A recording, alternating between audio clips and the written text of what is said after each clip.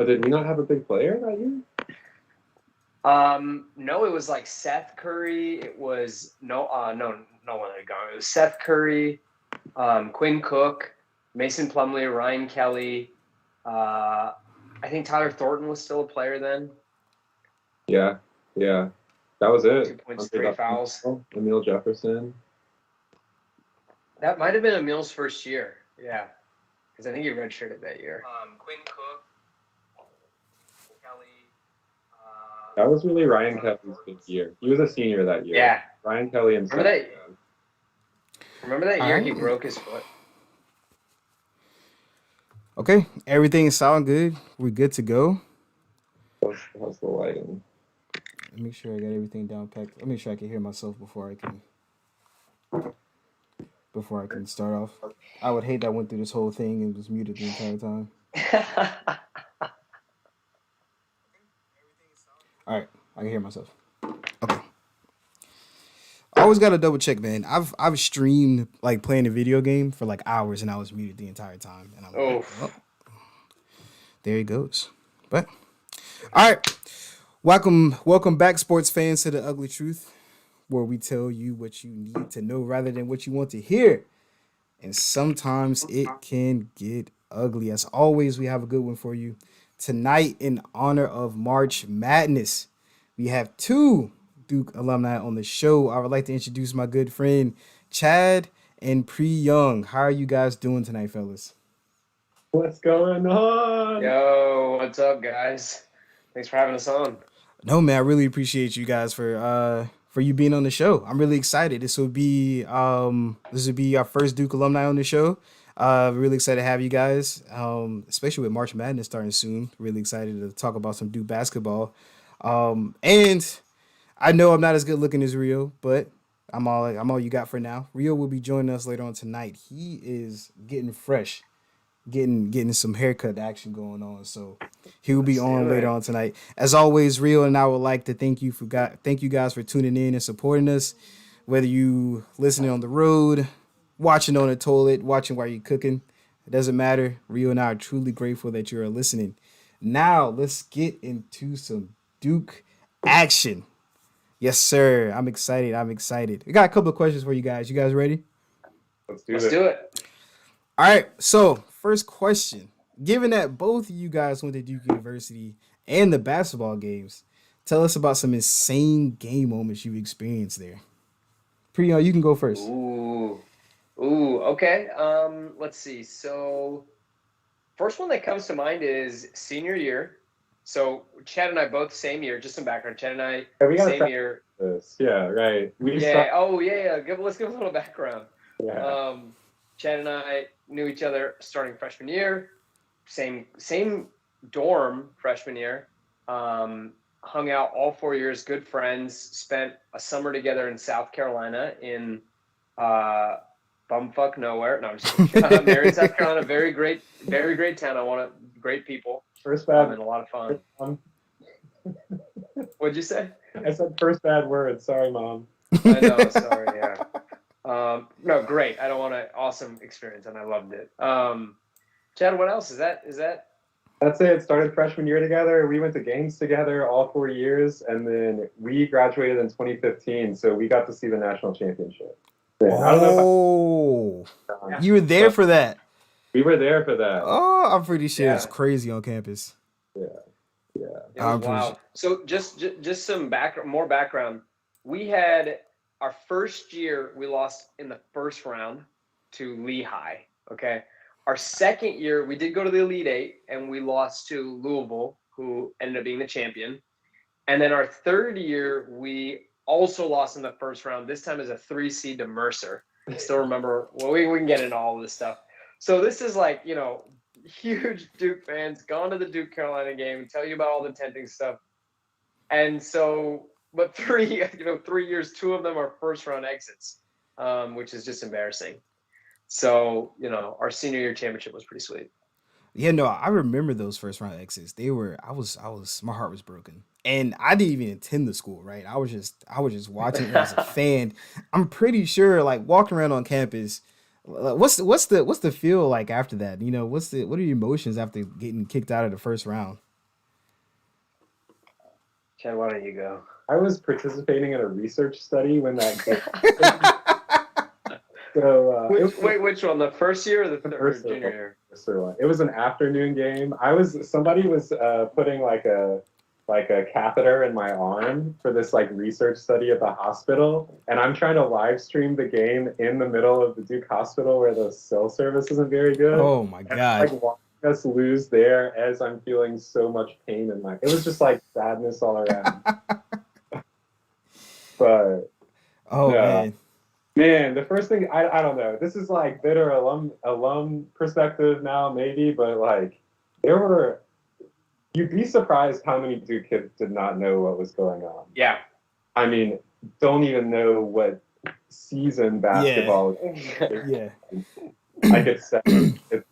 No, I mean no. Like you make a good point. Let's jump into that. I was explaining that to my boss. My boss is he went to Eastern Carolina, so he's a huge Eastern Carolina fan. And I remember you got into a little bit explaining about it a couple of months ago, where you were saying like a lot of Duke students just don't know about basketball. They're just there to study, there to get their degree and to get out of there. So talk about that a little bit. Like how can one of the best basketball schools in the nations have its students, just not know anything about basketball? Nerds. Yeah. Nerds. No, it's I don't look. In fairness, you can't blame them too much. It's expensive. So you're there to get a degree, I guess. But right. I would say there's shades of everything, right? So there's like the fans that know everything and go to all the games and do everything, and that's like Chad and I. We're kind of close to that kind of that group. Then you have the group that's like generally interested. They'll even tent, and they'll go to at least a couple games throughout the year, and they're invested in it when Duke wins, and when it loses, they're not like depths of sorrow like I am. And then there's the fans that just don't care at all. And I would say, what would you say, Chad? It's like a third, or what? Fair. That's probably fair. And then just to give like the nerds a little redemption, I will say that there's definitely this Hive mentality. I mean, it's a fun thing to go to games. Like even people who don't know about basketball, they'll make it their goal. They'll be like, dang, like this semester I've got to go to one game, which seems ridiculous because it's free and easily accessible, right? But there is this good side of somebody who doesn't care about basketball. Like, no joke, I remember being at a game, right? It was a pretty big game. I don't know what it was, but it was full. And there's somebody like decked out and painted. They're in the student section. And I look down and they are playing Pokemon.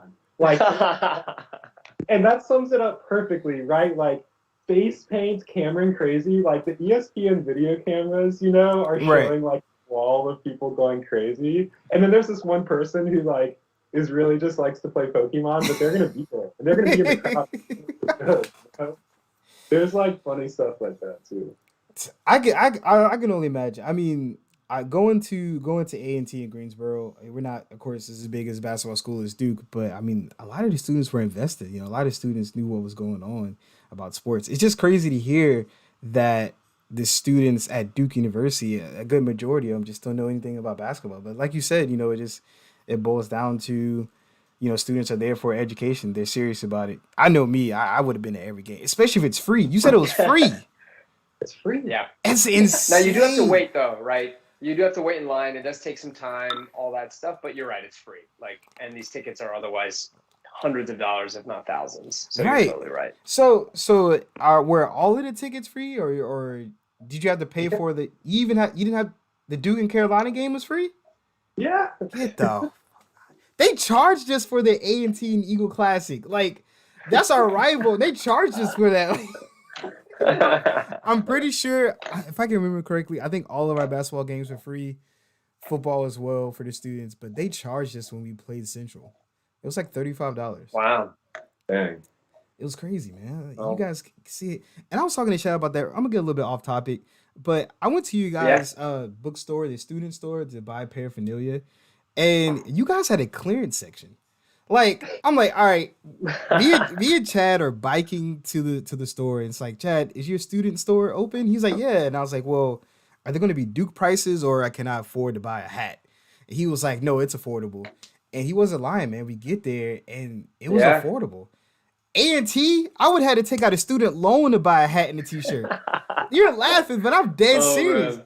I would have had to take out a student loan to get a hat and a t-shirt. And I left A&T with this hat. I mean, with Duke University with this hat. I bought a shirt for my mom and some pins. And I only paid like $48. And I was like, what the at A&T, it would have cost an arm and a leg.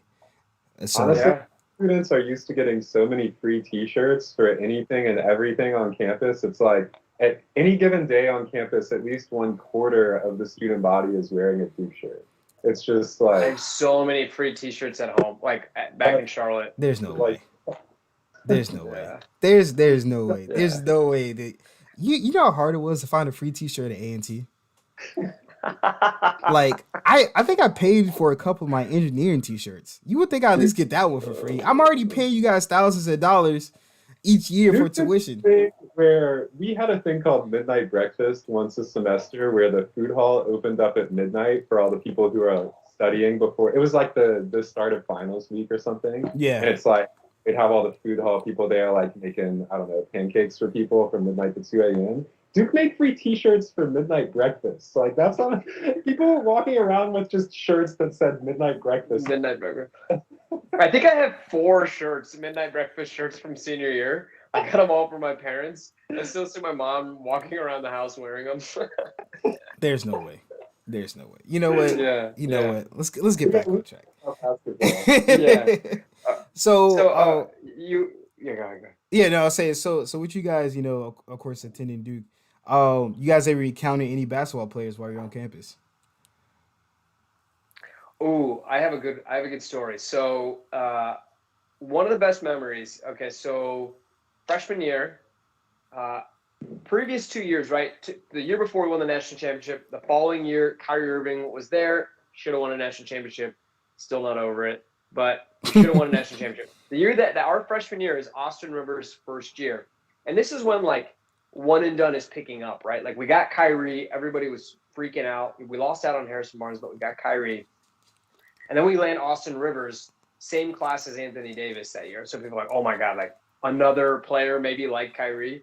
So we have a pretty rough year that year. We end up as a 2 seed, but still like, you know, up and down team. I think they had like 8 losses when they went in, maybe like 9 losses, something like that. But the first Duke Carolina game is actually at Carolina. So we go to Duke goes to Carolina, makes the 9-mile trek, and rough game, rough first half. I think we're down, 10 in the first half. Yeah. Like second quarter or second half is going, we're down. But then like all of a sudden in the last minute and 30 seconds, it just turns around, right? Like the game turns around completely. I'm trying to remember, like Ryan Kelly has that baseline 2-point shot. Yeah. There was that like Tyler Zeller thing where he like accidentally set the ball in. He scored for us. I think Mason did push him, but whatever, they didn't catch it. Seth Curry has that long 3 that's like 3 feet behind the 3-point line. So we make back like 8 points. And then it's like last play is Austin Rivers, and he obviously makes the shot, the whole ESPN Rivers. I remember that. We're going crazy, right? We're like, holy shit. Like, because Carolina that year, they sucked the year we won the title. And then the following year, they were like, okay, but they didn't make it that far. And then this year was their year because it was like Harrison Barnes returned, John Henson returned. Like, they had that guy who's a really good point guard. I can't remember his name. It wasn't Marcus Page, but I can't remember his name. But it was a huge upset. And so we're all like freaking out. And we actually all go to West Campus. So at Duke, there's like East Campus is where all the freshmen live. And then West Campus is where everybody else lives, or Central Campus. And so I remember going there. Chad, I don't remember if you came with me on this. So we all go there, and everybody is like mobbing the bus, and they're all like waiting for because it's so quick, right? The game ends, and like by the time you get over there and you make it over there celebrating, like the players are already coming back. It's like 15-minute drive. Yeah. So they're coming back, and the players are getting off and people are going crazy. I mean, everyone's going wild. And I remember standing close to the stadium, like on top of this kind of rail, not a rail, but like it was like a big step. And all the players were like walking right by. And we were all yelling. And I remember Austin Rivers, he just hit the shot. He literally walks right past me, and I like positioned myself perfectly where I'm like not in the way, but I am kind of in the way. So he has to like get around me. And I'm like, dude, Austin Rivers, and he gives me a high five, and I'm like, oh, this is so crazy. This is the hand that beat Carolina. So I was like 18 and I was freaking out. So like that's the best story I have. It's the hand that beat Carolina. I remember that shot, watching that in my dorm room, and I had two friends who were Carolina fans, and Chris Williams. I was rooming with Chris Williams freshman year, Chad, and he's a huge Carolina fan. And Austin Rivers hit that shot, and I was like running up and down the dorm room. I was going absolutely insane. It was crazy. It was absolutely crazy. That was a weeknight. That was like a Tuesday or Wednesday night, I think. And I was in my pledge semester. I was getting hazed, but we had to take a break from getting hazed to watch the game. In the basement of the fraternity section, like locked in there, and we had been doing push-ups or whatever. And then they're like, all right, you can stop for 2.5 hours to watch this game. And then when he hit the shot in there, we went wild. And then we burned this. That's the thing. Like, beat the players, and then there's these big tall benches. Oh yeah. Foot tall, 10-foot wide benches in front of all the different dorms, and people just pick them up and carry them to the middle of the quad and burn them. So. Yeah, no. So mom said, "Hey, Chad," but we. Hey, Mrs. Guthrie. No, it was my mom. I think. Oh, your mom said. My mom said, "Hey." So Chris Williams, I think, did like a basketball camp at Duke or something like that. He was really young. He did like a basketball camp, and he had these Nike Duke basketball shorts. And like I said, he was a Carolina fan, and I asked for them the entire semester. He was like, "Nah, I can't give them to you. I can't give them to you." Even though I'm a Carolina fan, he's like, "These are one of my favorite pair of shorts." And we made a bet. I was like, we made a bet. It's like we made a bet on that Duke and Carolina game where Austin Rivers hit the shot on those basketball shorts, and I still have them to this day. To this day, I still have those basketball shorts. I absolutely love them. So cool encounter with Austin Rivers. Any other players that you ever run into or ever had the fine? I gotta show Austin Rivers for a second though, because you so entitled. The entitlement of this kid rivaled that of any other student on campus. He had what? It was like a sick Dodge Charger or something, and like parking is basically no freshmen have parking. And we have this beautiful quad on East Campus where it's like the whole quad's a fire lane. You know, no vehicles whatsoever can park there. I think somebody has to like physically walk over and pull the post out of the ground to drive into the quad. And Austin Rivers would get someone to do that and drive straight up onto the front of the quad right in front of the auditorium and just park there. And then walk into his dorm. And that was it. Yeah. Well, and just to like specify for the viewers, not like park in front of the thing, right? Because it's a big oval, right? And like the auditorium is at the end. He would park on the like raised level, like the sidewalk above it. That's like 8 feet, and he would park his car there at times. And I'm like, what is going on?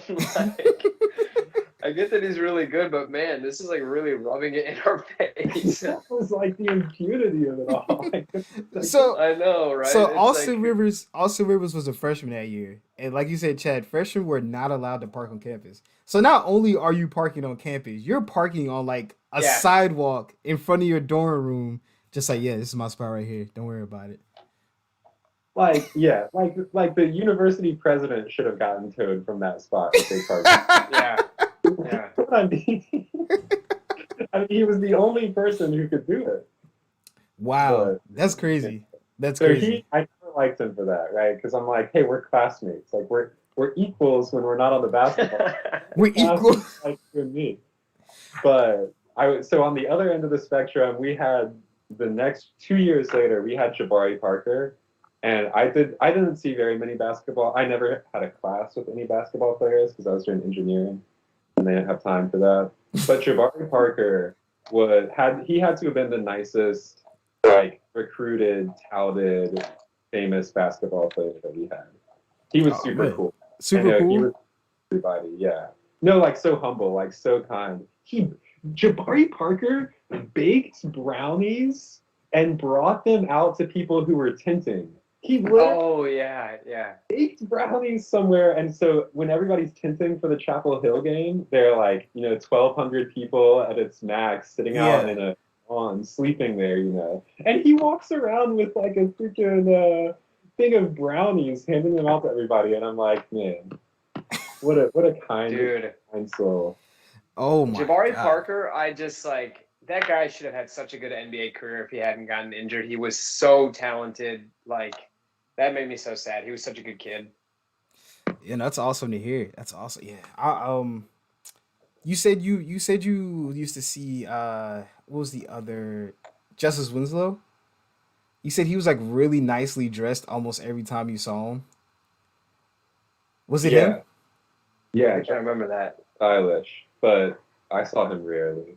He was just like Justice Winslow was cool. Right? Like and he was cool back then. He was just he was like untouchable. Okay. So wait a minute. So now I have to ask. We talked about the players. Did you ever see Coach K in person, other than the basketball games? Was he ever on campus? I don't think I ever saw him outside of Cameron Indoor. I mean, yeah. I will say I did kind of similar to my Austin Rivers story. I did one time at the end of a game. I leaned over and I managed to. He almost never gives high fives, and I remember managing to get a high five, and I'm like, I'm never washing this hand. I don't know what it is. I don't know. I've got these two hands. I haven't washed them since. But I don't think I ever saw him ever on campus. Yes. Yeah, he's just like, I mean, he would get mobbed. It would be just like it would be weird, I think. Yeah. So, okay. So I think was it his office we biked to, Chad? Yeah. Where we got to see. Chad had this funny story. He said, legend has it's an eye scanner to get into his office. You hear that too, Priyong? I have heard it. Yeah, I have heard it. It's the tallest point on campus too, besides the chapel. Yeah. That office. And like he must have some private parking lot back there. I think he's in that. And it's all connected to Cameron indoors. So he probably never has to take like public roads to get to his office. Yeah. No, probably not. At the chapel sits above Coach K. Only God is above Coach K at Duke University. I guess that's the metaphor. That's the metaphor? Only God is above Coach K. All right. So we talked about it a little bit about the Duke versus Chapel Hill rivalry. Tell us how that really went down. We all see it on TV for the most part. We all experience it from a fan's point of view. But as a student who went to Duke University, tell me a little bit about that rivalry between Chapel Hill.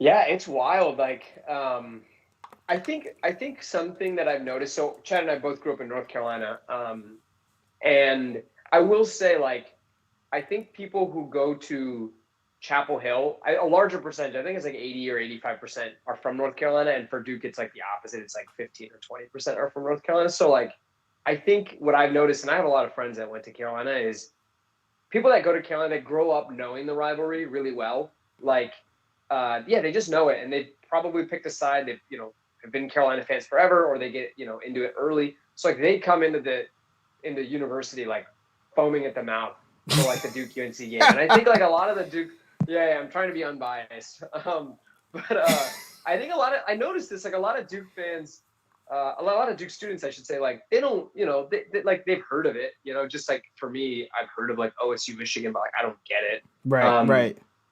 And then you kind of like learn about it as you go through it. And then you see the Duke Carolina game, and that's kind of your first like baptism by fire, I guess. Like you go through the whole experience, you're like, oh wow, now I get the rivalry, right? Like now I get why Duke is so good, and why the rivalry is so important. So I will say like that's one thing I noticed is like very different. And so then beyond freshman year, I think it's equally intense, but I think building up to it, it's just like new to a lot of people at Duke.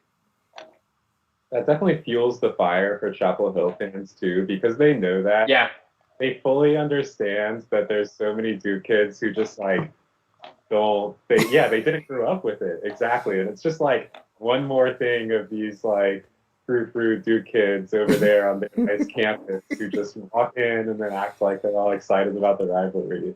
And they hate it. They hate Yeah, they have shirts. I've seen shirts. I mean, not only they have. I've literally seen shirts that say, "We grew up here, you flew here." I've literally seen Carolina kids wear shirts that say. So like, it's a very, very like ingrained thing, and I get it, but it's a very ingrained thing. Are in Chapel Hill on Franklin Street one time. I don't know if this. I can't remember if it was like close to the time of the Duke Chapel Hill game or if they just have this year round.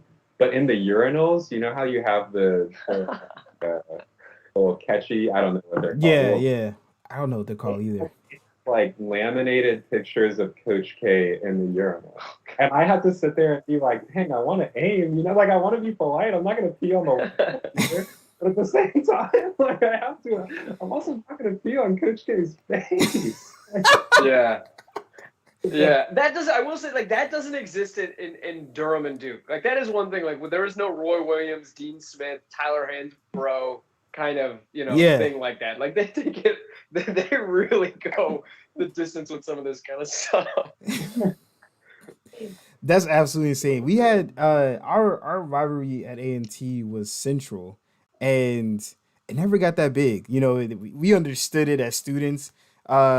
Our freshman year is very early, but yeah, I never got that big when we were peeing on other coaches' face. I think Chad, didn't you find a hat and pee on it? It was a Carolina hat. You like set it on fire. Yeah.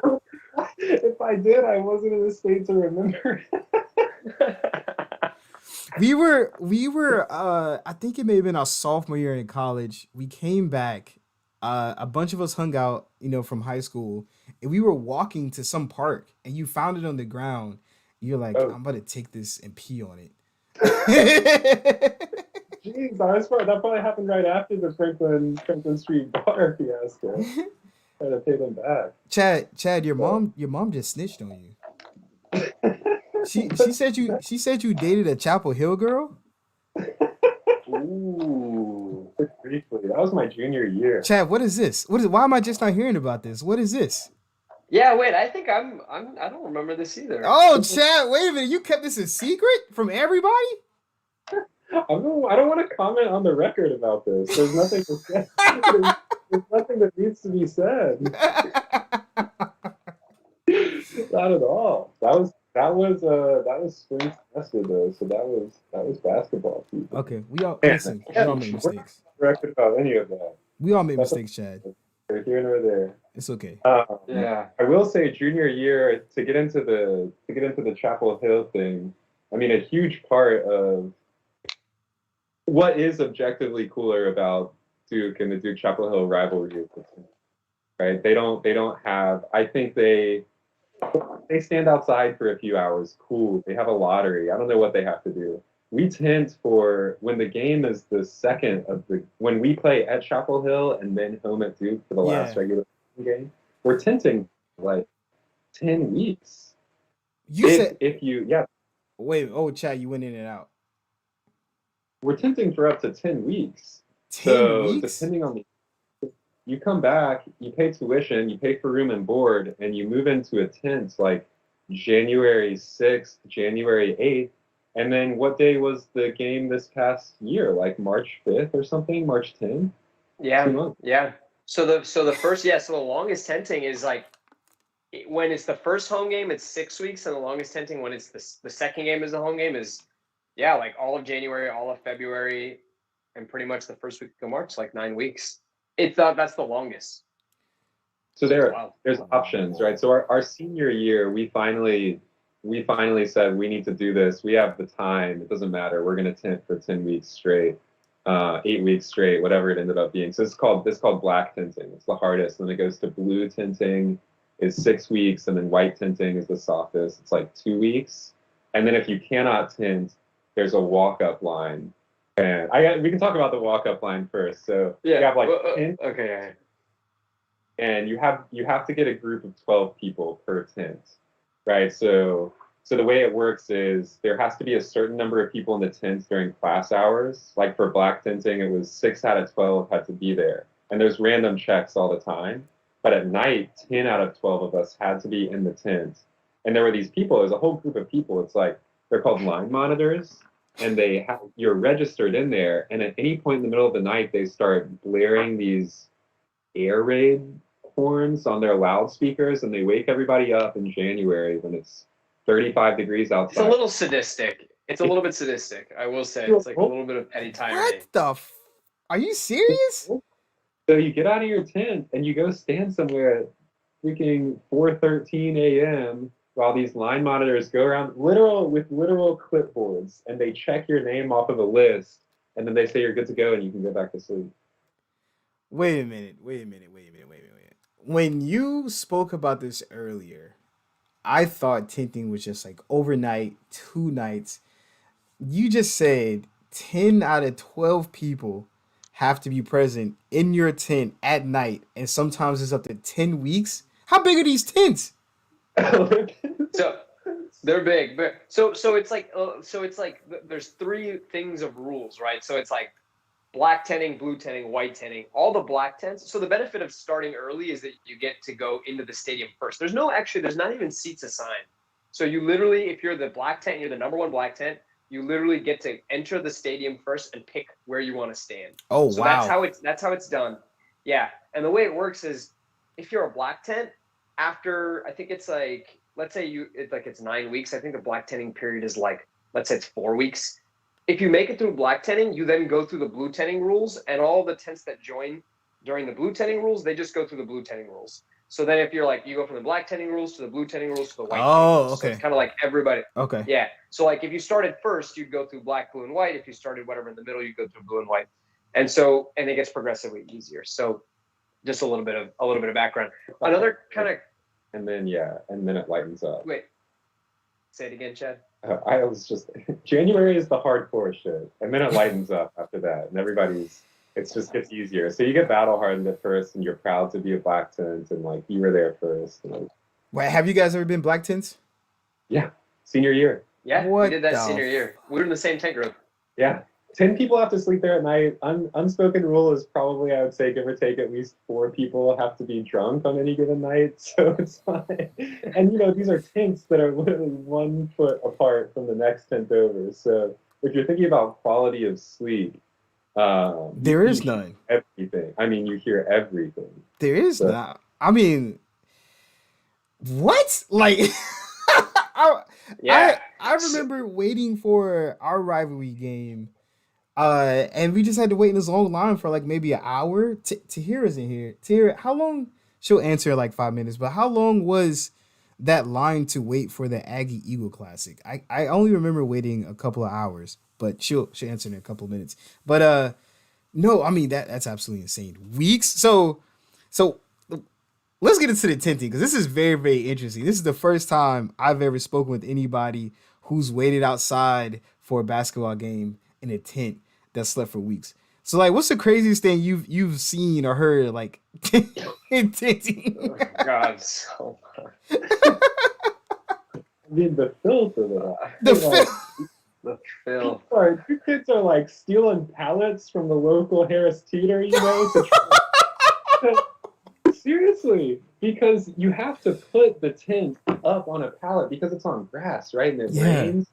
So many people there. So, I mean, there's mud everywhere. We're building, little paths with cardboard boxes just to get to the tent. But it gets filthy. Immediately.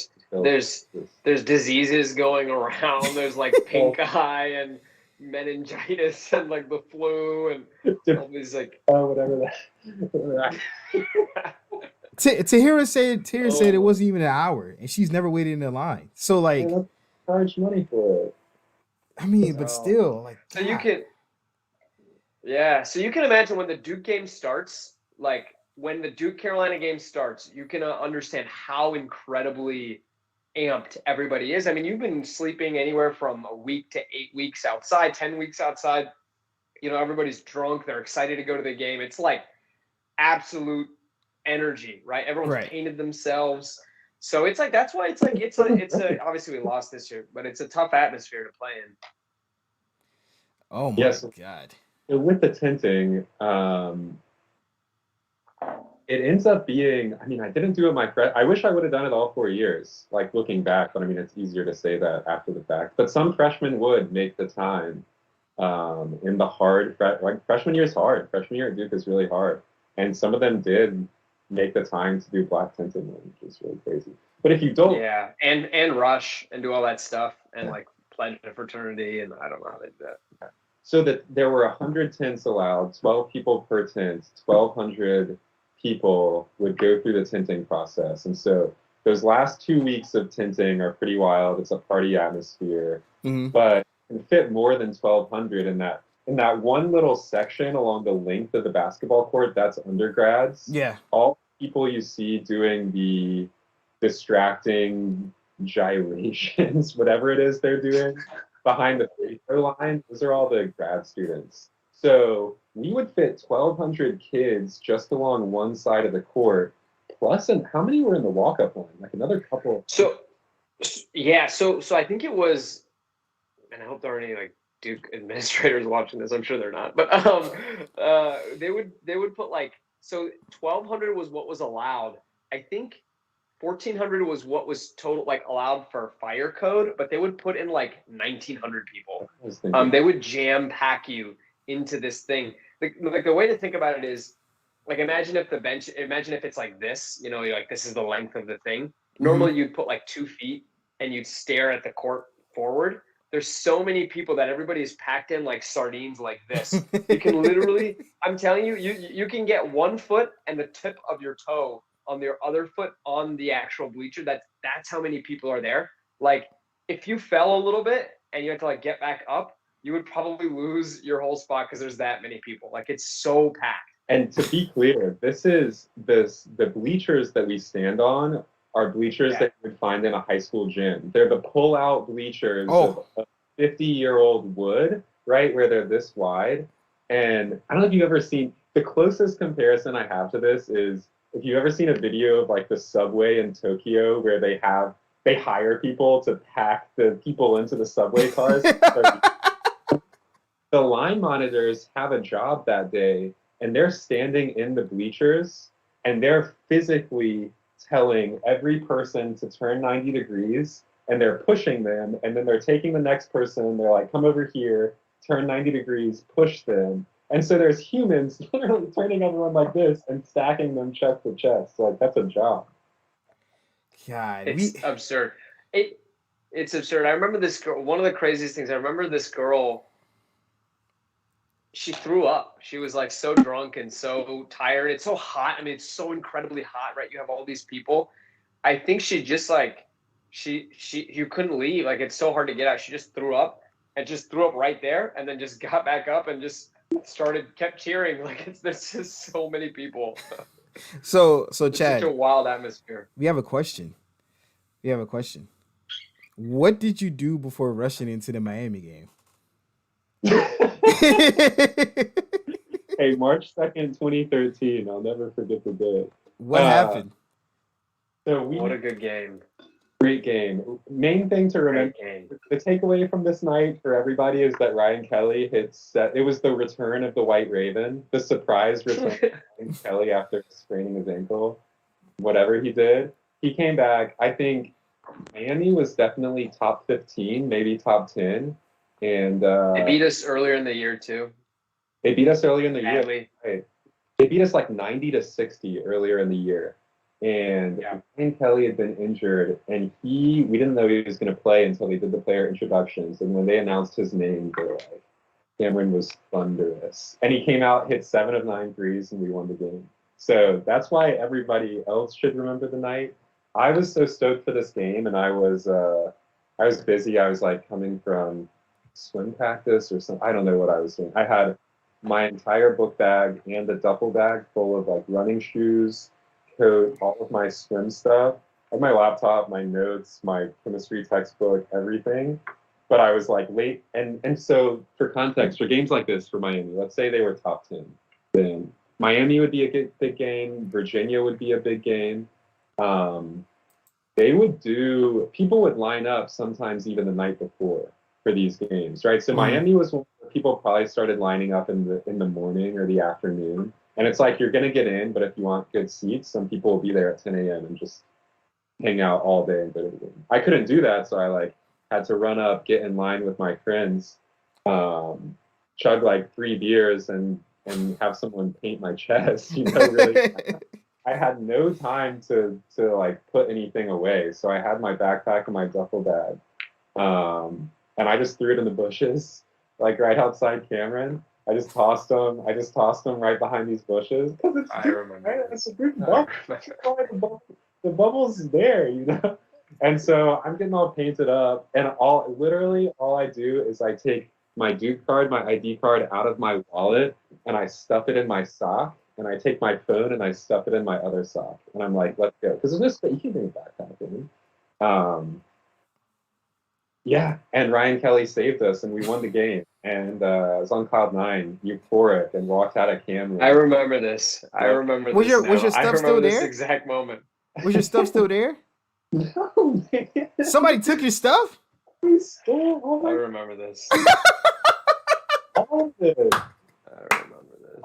We're talking wallet, calculator, organic chemistry, notebook, textbook, laptop, everything you can. Nice rain jacket, including the backpack, right? So, that's why you. That was a. They took your shoes, your jacket, a nice rain jacket. They took the shoes too? It was in a separate bag. Yeah. They took and I had taken my jacket off. I was shirtless, right, getting painted. Yeah. At the beginning of March, it can be cold. It was cold, and I walk out all of a sudden, and the only thing I have to my name at this point is athletic shorts and a student ID card and a phone. And I had to start over. So. Damn. I know, right? So I'm assuming did you call your mom and your dad to tell them what happened, or did you keep it a secret? Tell them. Yeah, it turned into a whole big thing, man. This guy took my wallet and he bought like 2 packs of cigarettes down the street before I could cancel all my cards. Goodness gracious, Chad! I can't believe you threw all your stuff in the bushes. That's your fault. I'm too trusting. You are too trusting.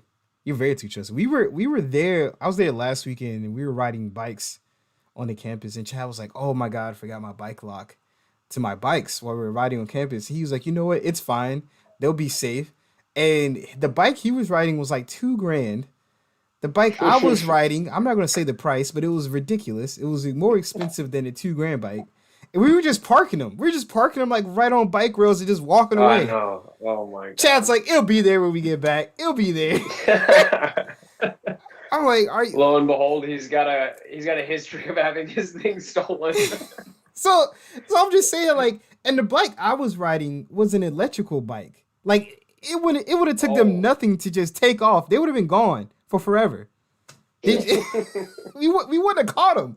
He wouldn't have called him Chad. I was like, you know what, Chad? It's your campus. You trust in it.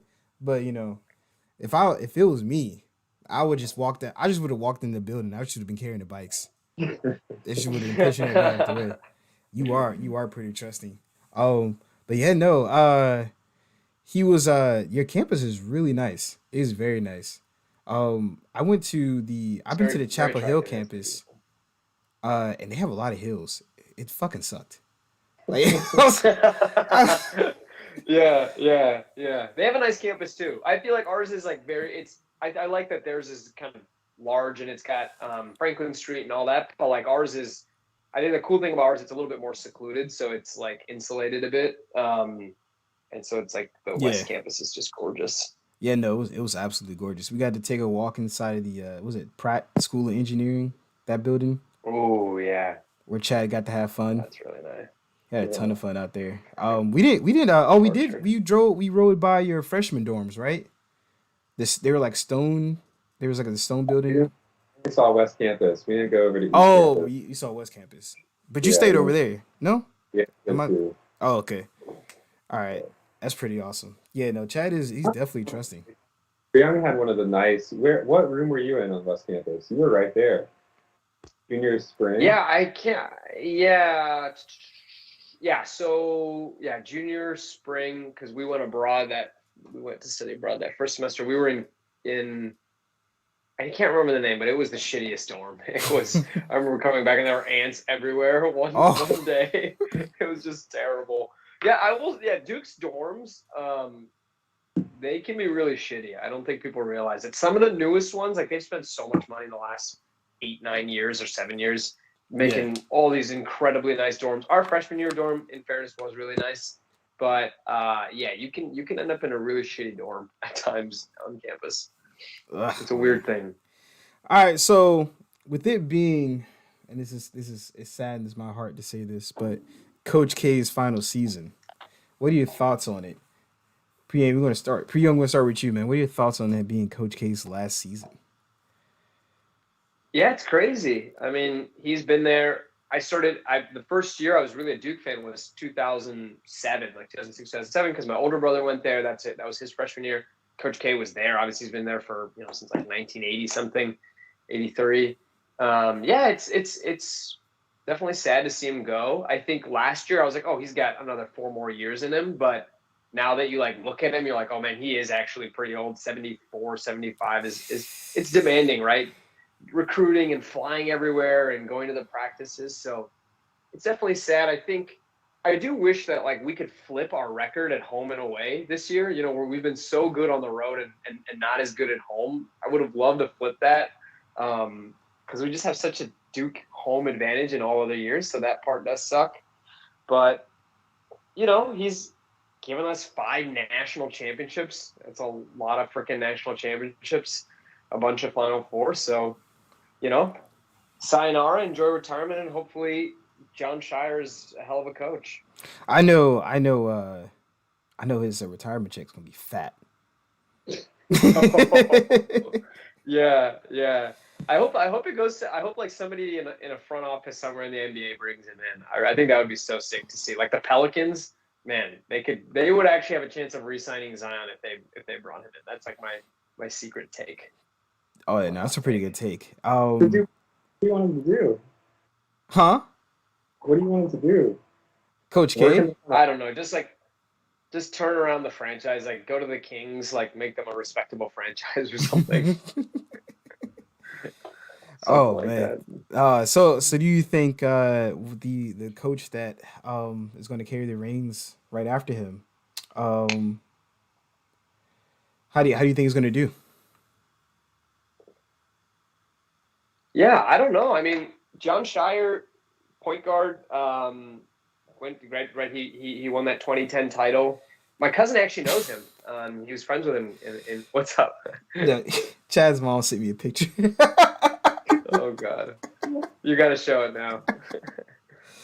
Oh man, you can tell your story. I'm gonna pull it up on stream. Okay. I can't wait for this. Yeah, hopefully he's good. I mean, I hope he's young. He's like 35 or something. So hopefully he'll be there for a while. But he was smart at Duke. He was a great point guard. He was like really, I think he had like a 4.2 something assist to turnover ratio. So he's like really good point guard. I don't know if that might make you a good coach because you know the game. I don't know. What do you think, Chad? Yeah, we'll see. I mean, the behind the scenes part that we can only sort of, we only know what they tell us, I guess, is how good of a recruiter he was. That's what I hear, right? He got credit for Zion, supposedly. I think you were my source on that, Priyong, so that's where I'm hearing these things. But I mean, like that goes a long way. But I mean, to an extent that Coach K was iconic, but I've also watched over the past decade, there's this new identity that's come about with the players. I don't know when exactly this started. I have a feeling it was sometime around 2010, maybe a little later, where the players started talking about the brotherhood. Yeah. And brotherhood's strong now. And I feel like that now is the coaching, that like has provided an identity for the player beyond just playing for Coach K. So in a sense, in terms of the succession plan, having the brotherhood in place, I mean, it's all part of a machine. Now it just feels like this machine that has so much momentum behind it that it's like, switch the coach, switch out the iconic coach with another very familiar player, and the brotherhood lives on. Like, that's going to be there next year. And even if they have some down years and struggle, I don't know. There's so much tailwind. I have a hard time seeing things go forward in the next few years. So we have the picture. I'm going to share my screen, so you should be able to see yourself. Oh boy! Once I share my screen, let me know. Let me know if you can see yourself. Make sure I'm doing it correctly. We see your background. Can you see yourself? Yeah, we see Skype. Okay. All right. So here's the photo. Oh wow, Chad, you should be embarrassed. Chad. No, this doesn't. I'm gonna close my. This does not exist. I'm taking a screenshot. I just screenshotted this for my personal record. Chad, I'm disappointed in you. Apparently, you had a bet and we lost this year. Hey, this is you, Chad? I can't believe this is you. I'm looking for a paper bag. I think I have. Apparently, this is what I need to do here. Chad, please tell me Dude. this came off immediately after the picture. Did you have to wear this for the whole day? I don't. This was supposed to be off the record. I just reacted to it. Come on, Chad. Come on, man. You gotta do better. You gotta do better. Oh my God. I can't believe it. I'm assuming that's her in the picture. That the young woman you dated. Should be ashamed of yourself. Poor Chad. girl. Ashamed of yourself. I don't have a thing to say. Your mom is on your ass today. She's enjoying this, Chad. Resourceful. Too resourceful. She is very resourceful. As soon as I can get my camera back. Unless, oh, there it is. Nope, thought it was working. I hate switching back and forth because my laptop doesn't know what to do as soon as I turn off my camera. It says, oh, nope, hold on. But yeah, so as I figure out how to get myself back on here because my laptop doesn't like me. There it is. There you go. All right. Good stuff. Funny stuff. Thank you, Mama G, for sending us the stuff we needed. We appreciate you.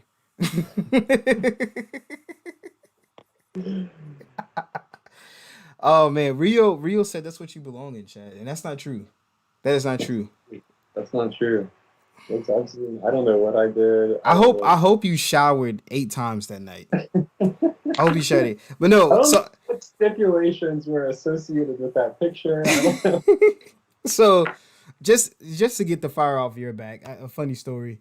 I traveled to Dallas for one of my projects I had going on, and my mom was a huge Dallas Cowboys fan. I'm a Philadelphia Eagles fan, so crazy how that ended up happening. NFC rivals, right, or NFC East rivals. And so I fought in Dallas for a couple of days for a project, and my mom was like, "Can you buy me a Dallas Cowboys jersey from the stadium?" Right? She has like 10, 12 Dallas Cowboys jersey, but she hasn't had one from the stadium. So I said, "You know what? Of course, I will go get you a jersey from the stadium." So we go. It's my boss and my coworker. We're all heading to the airport, and I'm like, "Can we stop by the stadium first? My mom wants a jersey." They're like, "Yeah, sure, that's no problem." And we there, and I'm walking around. I'm on FaceTime with her, and I'm showing her all the jerseys, and she finally chooses one, and she chooses I think it's a Mari Cooper jersey. It's a white one. And so funny, right? You just lost the Cowboys, right? Yeah.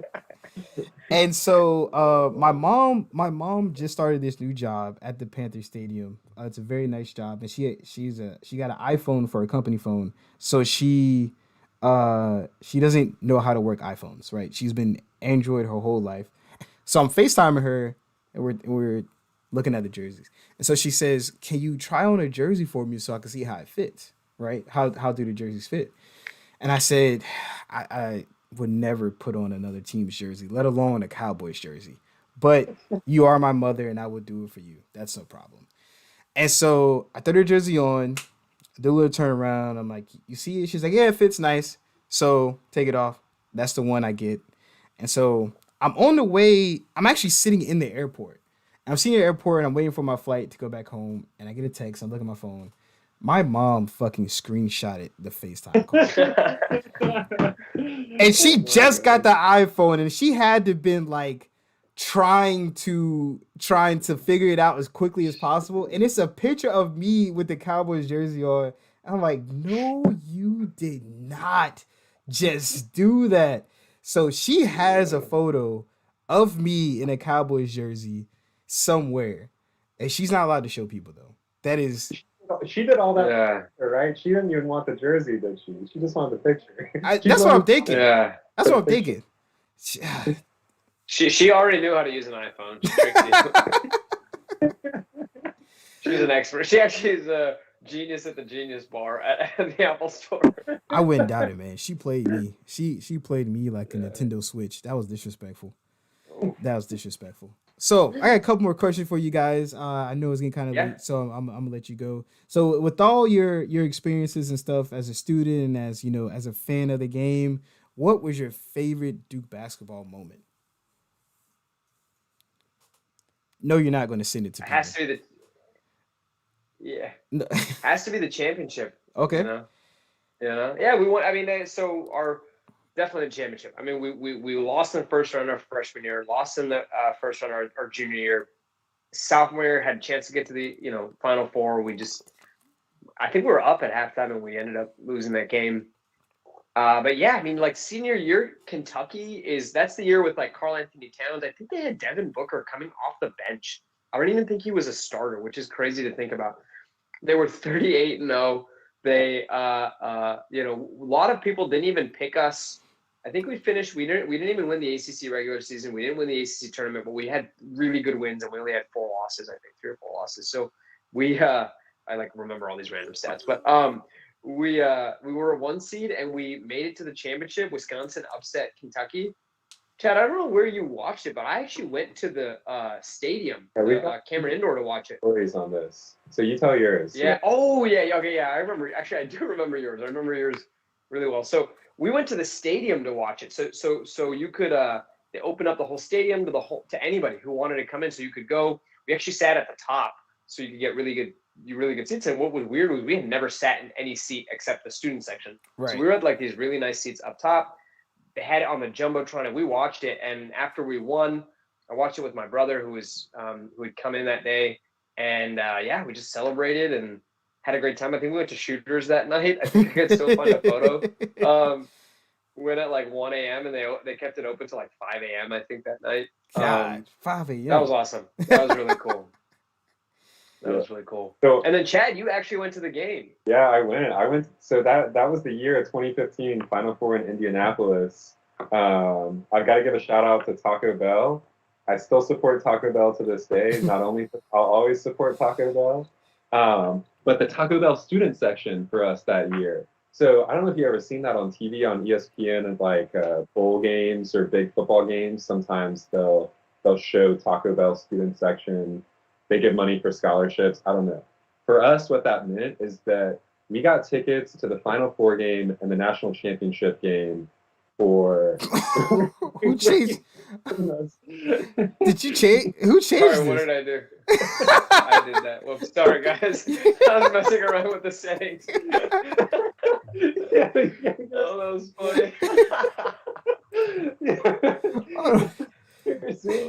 That's kind of cool. Wait, I'm gonna go back to that real quick. Sorry, I'm gonna do together mode. Sorry, I don't mean to ruin the thing. Go ahead, talk about student section. Then you say you're talking about the Taco Bell student section. Yeah. So what that meant was tickets. Not courtside, basically courtside, right? I was like in the 10th row behind the goal in the end zone section. I don't know what you call it in basketball. $20 for the Final Four game, $20 for the national championship game. And Duke organized charter buses to drive us up to Indianapolis, and then I stayed with somebody's grandma.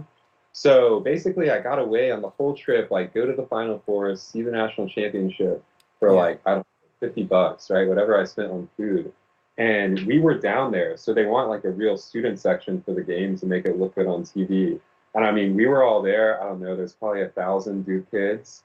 And yeah, just to be in Lucas Fieldhouse where there's, I don't know, 60,000 people in the stands, which is so unusual. I mean, you can't find that for a basketball game.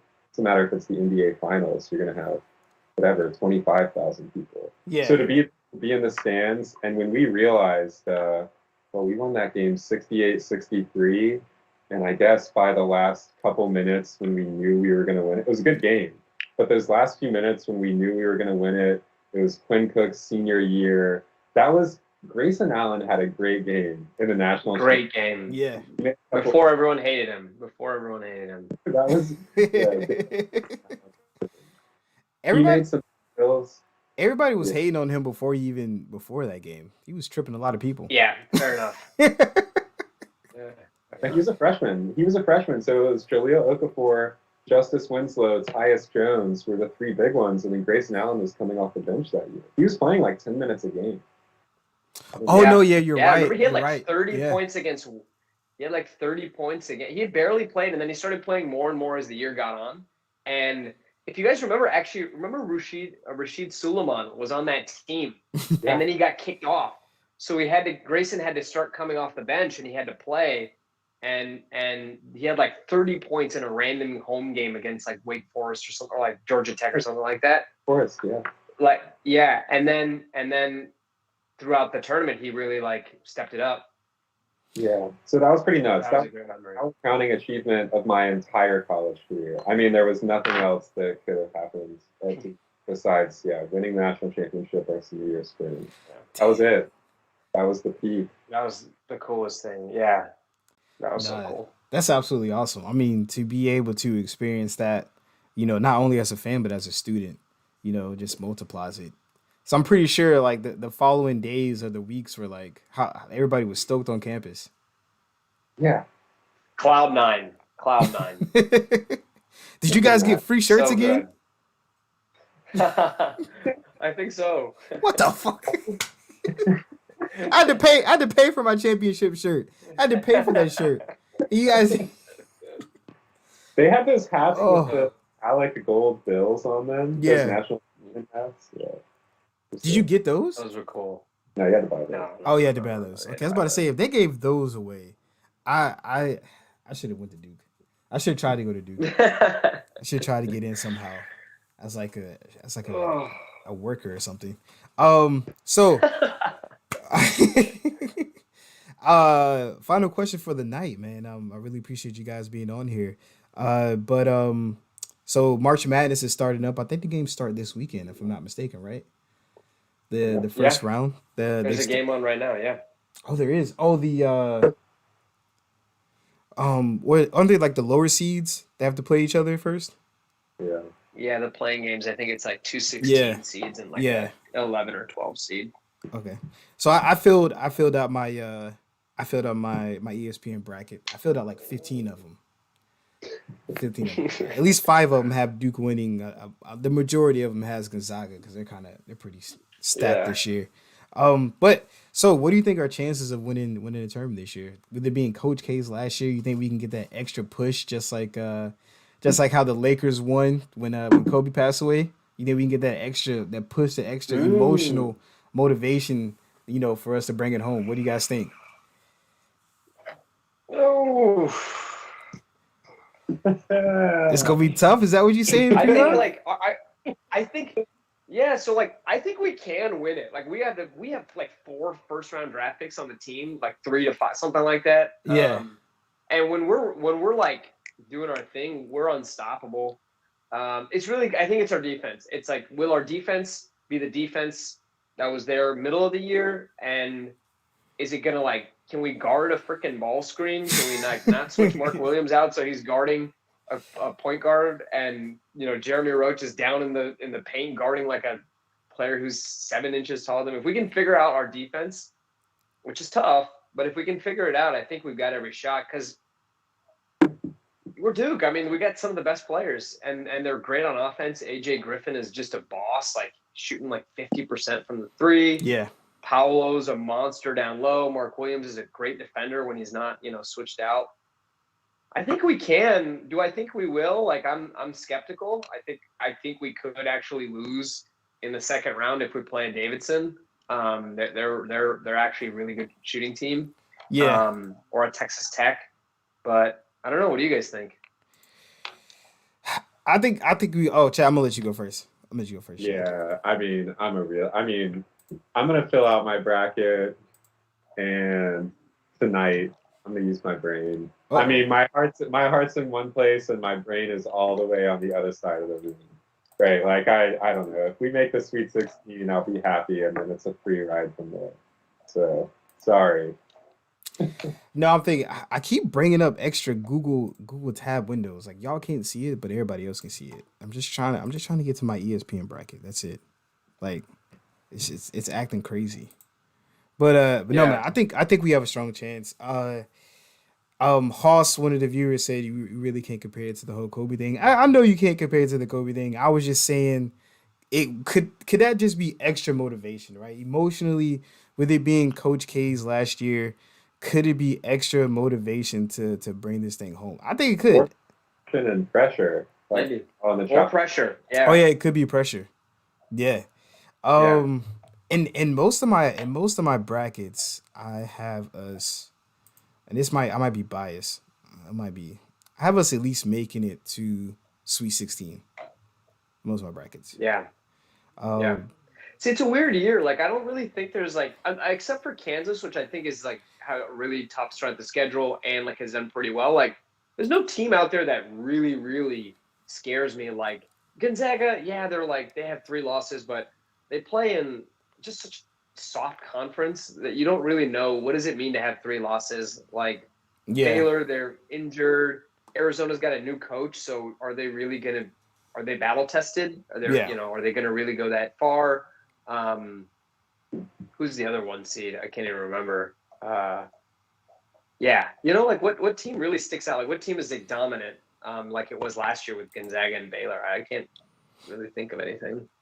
Yeah, no, I really can't think of any. If we don't lose in the ACC championship, we're a number 1 seed. So, I mean, I really don't see a team out there that's like you said, that's just dominant. If I had to choose one, it'd probably be between Gonzaga and Kansas, but I really don't get that feel of a team being absolutely unstoppable this year. Yeah, so, it's up in the air. We'll see what happens. I'm excited. We didn't have March Madness last year, right? It was because of COVID. We had it last year, but the year before we didn't have it. Yeah. We were actually a decent team when we had Trey Jones and Cassius Stanley. We actually, that was when it got canceled. And then we didn't make it to the tournament last year. So the last March Madness game that Duke has played in was Zion, RJ, and Cam against Michigan State when we lost. Wow. Which was a heartbreaking loss. So that's the last time. Yeah, that was heartbreaking. That was exactly. But yeah, no, like I said earlier, I really appreciate you guys carving out the time to be here Wednesday night. Everybody has said they've absolutely enjoyed it. We've learned a lot about Duke on the student side of things, right? We're all fans of basketball in here, but learning the inside of what it's like to actually be a student and attending the basketball games. It's been pretty awesome. Appreciate you guys. Yeah, this was great. Thanks for having us. Yeah, thanks so much for having us on. This is awesome. No problem. So you guys are free to log off. I'm gonna start I don't know if Rio's gonna make it. I'll give him a couple minutes before I start the second half. But yeah, you guys have a great night. The video will be up on YouTube as soon as I get done. So watch it back. Yeah. All right, guys. See ya. You guys have a good night. These guys.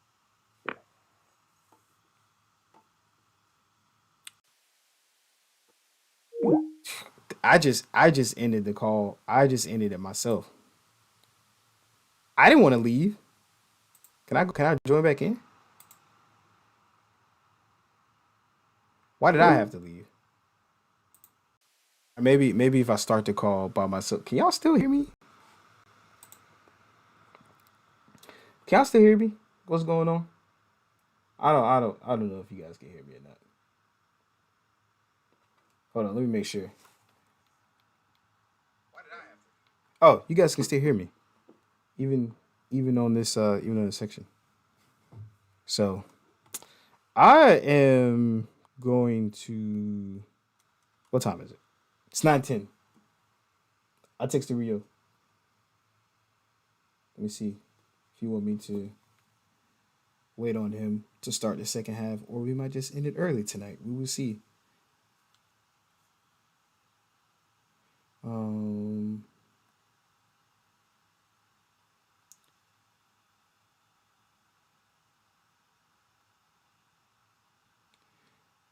the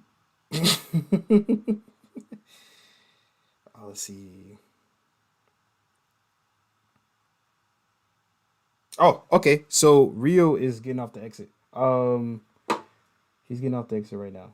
Traveling back. So that means I have to talk to you, lovely people.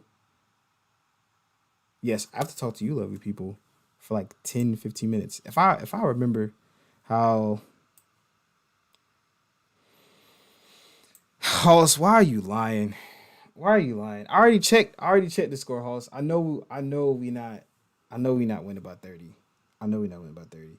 And for some reason you're right. You are absolutely right. Every single time I I every single time we do a podcast, the Lakers are playing. And it's 54-38.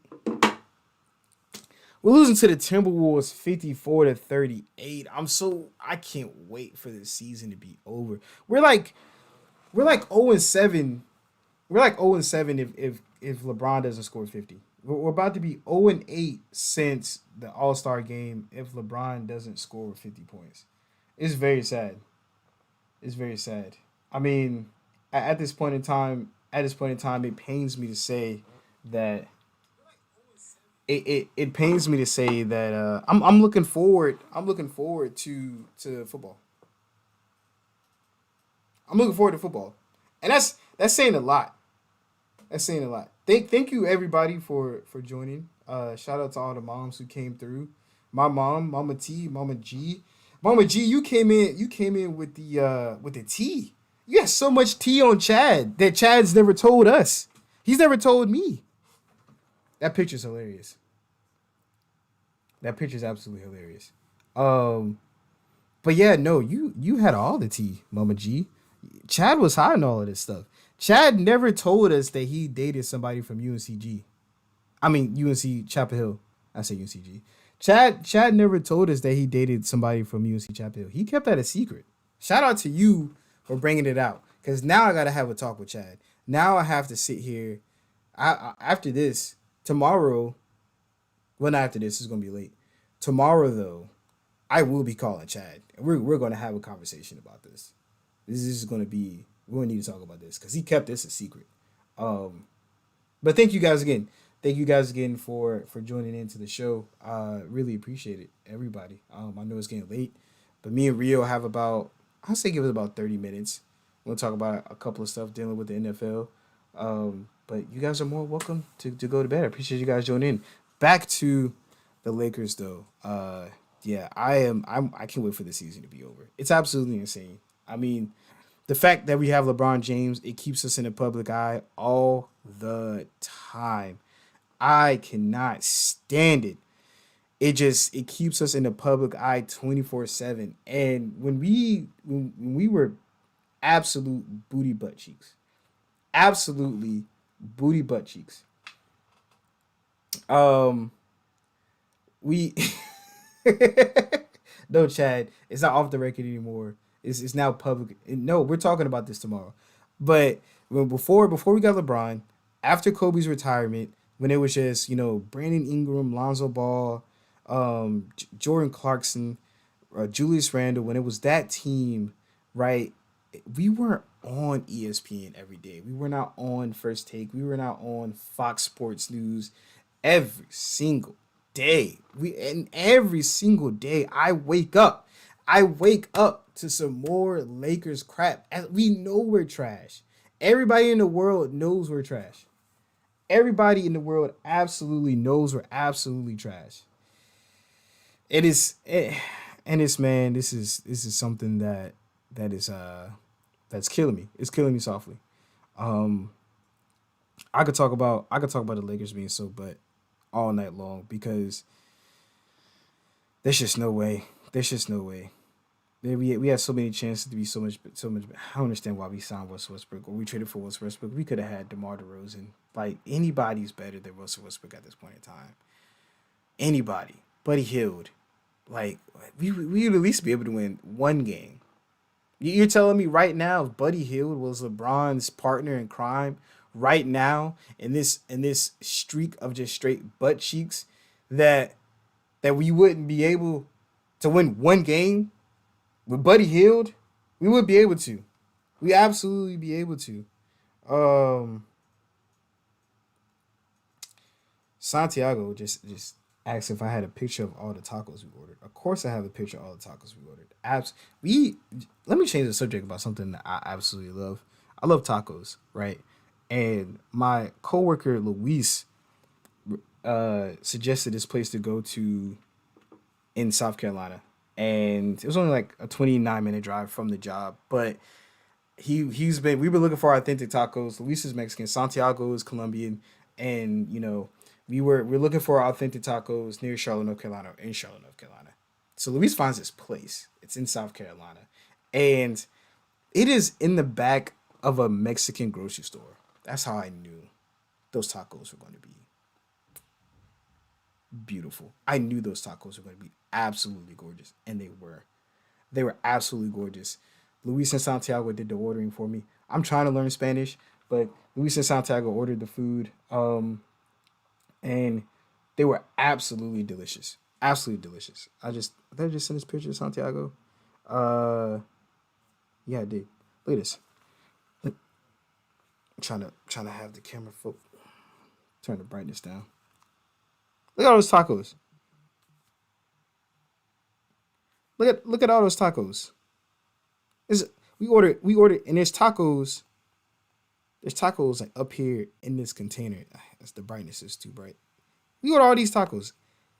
It was 50 cents a taco. We ordered like 75 tacos. It was like $38, $39. We ordered like 70 something tacos. We didn't eat them all though. We didn't eat them all in one sitting. I brought some home for my wife, but it was still absolutely amazing. I think Rio was here, so let me go ahead and send him the link. So yeah, so we those tacos were absolutely crazy, absolutely insane. One of some of the best tacos I ever had in my entire life.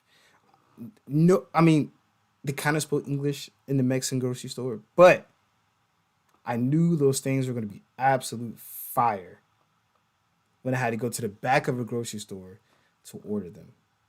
Some of the best Texas tacos I've ever had in my entire life. Rio is joining in the show. If it says 1 of 4, so he's joining it. But yeah, those tacos are banging. Absolutely love them. When gas prices go back down, because Adira and I, we live on the north side of Charlotte, so that adds like an extra 20 minutes to the drive. They were good, but they're not worth an hour drive. But we will go back someday. We'll go back. We'll take a trip out there. We'll take her car. We're not going to take my car. We'll take her car instead. We're not taking mine. But yeah, we'll go back and get those tacos. Those are absolutely insane. See, you gotta take away some of the happiness, some of the small victories in life, because when your basketball team is so trash, when they're so trash, you gotta take the small victories in life. At least my college basketball team is doing well. College football, we ended in a loss. Alabama. NFL, yeah, we're taking your car, baby. NFL, my Eagles, we got hope. We got hope. That's the word of next season. Next season is the word of hope. And at this point in time, to hear it, you know what, Tahira? Matter of fact, you come here in whenever you travel here. We're going to Mr. Tokyo, and we're gonna go grab tacos. I had to distract him with food while I was waiting.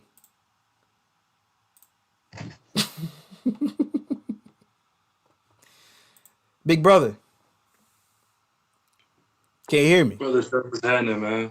Not much, man. I was distracting him with food. You looking good? Okay. Let me see the haircut. Let me see it. Let me see the fresh cut. Nah, I gotta brush I gotta go wash this hair off. Man. Oh man, I ain't up to par yet. You ain't up to par yet. I ain't up to par yet. Oh my, yeah. Your barber's in Greensboro. High Point. High Point. Okay. Yeah. Okay. Yeah. So I got a little span.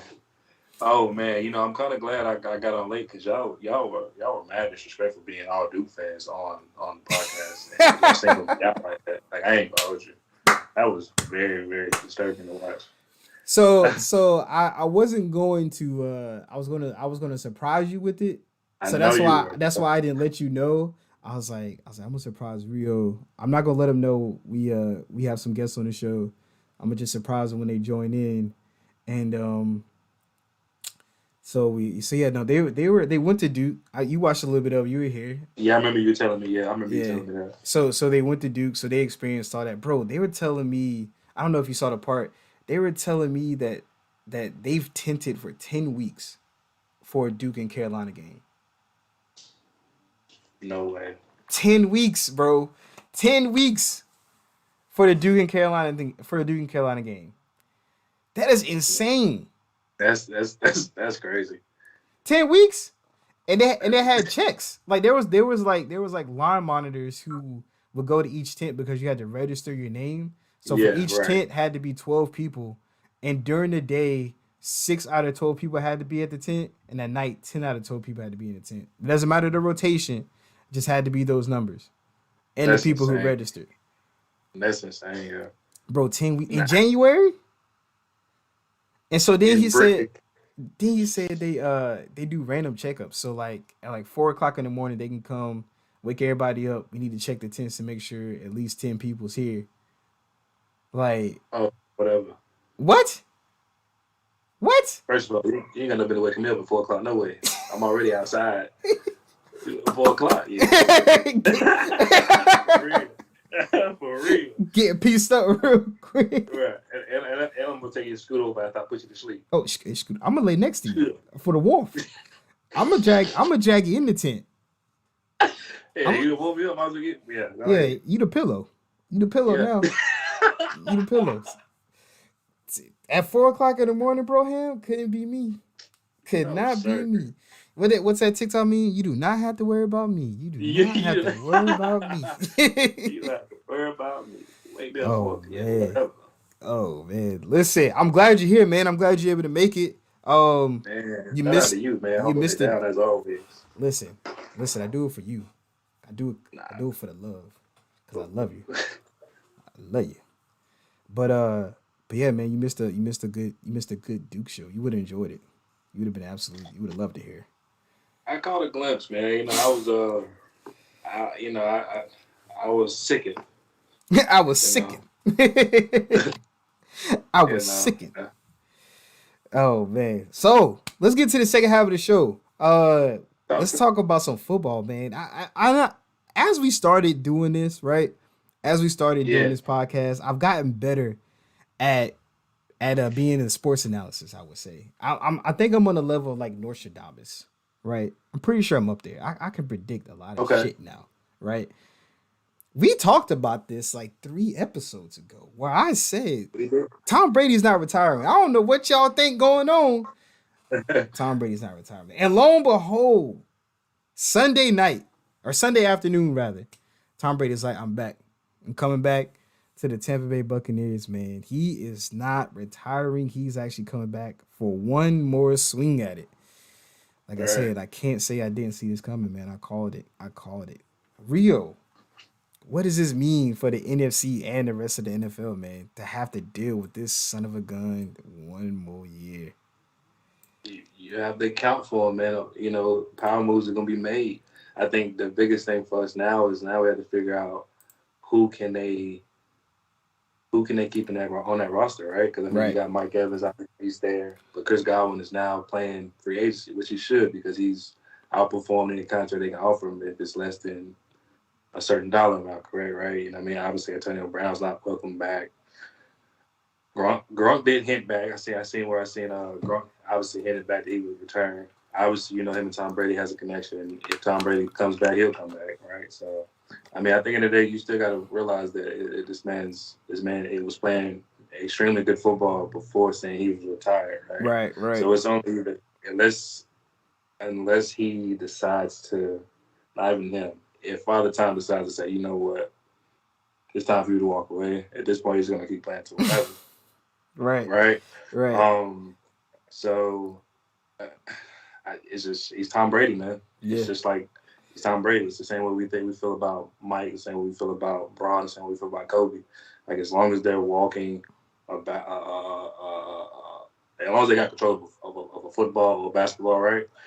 They have this ability to always be in the running for something, right? Right. So it was surprising, honestly. I mean, I guess I was surprised. I mean, I guess it was kind of haste in a sense, right? It was kind of like, I'm going to retire, which was kind of like, you just play some of the best football of your life. But maybe the kids running around and having to do homework, maybe that was what it was to say, hey, man, baby, I got one more year in me at least. Yeah, I mean, before I get this thing up. So you gotta kind of, man, you got to. It's what it is, what it ain't, but you have to. I saw a TikTok video, and it's this guy. It was like POV, you're Tom Brady, and he was like cooking, and like these kids was running around in the background, like knocking over stuff. And dude turned around, he was like, "Man, these kids."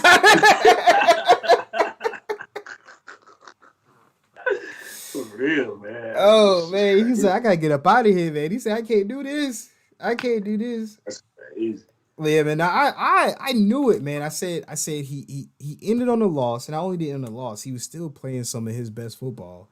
He didn't go out on an injury, and I mean, let's be honest, right? They played well, right? They came within a touchdown, of beating. Well, then they lose to the Rams. They lost to the Rams, right? Yeah, they lost to the Super Bowl champions. So I can honestly say if the Buccaneers win that game, they beat San Francisco, to be honest. For sure. And then they beat Joe Burrow and kids because their defensive line was just as good as the Rams. Of course, the Rams kind of have that notch better than the Buccaneers, but their defensive line was just as good, man. And I don't think the Bengals would be able to beat that team, but I don't know, man. I think the rest of the NFL is kind of like, like he's back. Like, why has he got to come back? Like, Right. Especially the NFC. Was it South? Right, the NFC South. Yes. They were. It was funny. After he retired, it was like, all right, there's an opening in the NFC South. The Saints can make a move for a quarterback to be able to take over the NFC South, or the Panthers, right? Tom Brady said, "Nah, y'all good. Yeah, stay right there. I still gotta put my foot on the back of y'all neck for a couple of years." Nah, man, you said something. And the problem is none of us in the NFC South and none of us in the NFC South can make a move without giving up assets, right? Yeah. Like, we can't get no major quarterback without giving up assets. Like, we can't go get Deshaun Watson because it's going to involve getting rid of Christian McCaffrey, probably Brian Burns. Everybody and your mama. And probably one of these young corners that we got, or defensive backs that we had, right? And you think about the Saints, like, you're going to probably lose AK-47. You don't want to lose AK-47 simply because he's your number one back. I mean, you know what I mean? And then what else do they have to offer? Not much. Yeah. Then you look at Atlanta. Unless you're going to swap quarterback for quarterback. I mean, nobody want an aging Matt Ryan. Not saying he's awful, but once that, I mean, that's not going to do anything for me because we already stink as a unit. And that's Houston, right? And they're going to have to give up Kyle Pitts. They're going to take Kyle Pitts from Right. You're going to have to. Because unless Kyle really was playing, right? But he's suspended, right? So you got to get Kyle Pitts on the board if you stay there. Oh, yeah. Y'all, Rod said y'all need Rod at quarterback for the Panthers. And Christian McCaffrey. We need Rod at quarterback? Yeah. We need Rod at quarterback? Yeah, that's what he said. I'll go play left tackle. Hey, that stance, boy. Hey, I saw that kick out. Elite. Man, if y'all trade for Deshaun Watson, y'all have to include Christian McCaffrey, like you said, one of your young That's the cornerbacks. only way. You might be in the trade too, Rio. They might send you out there. They need everybody. We need Yeah, everybody because because it's just they like don't have to trade them. They don't have to trade them. They proved they that don't. last year. We ain't got to trade them. Mm-mm.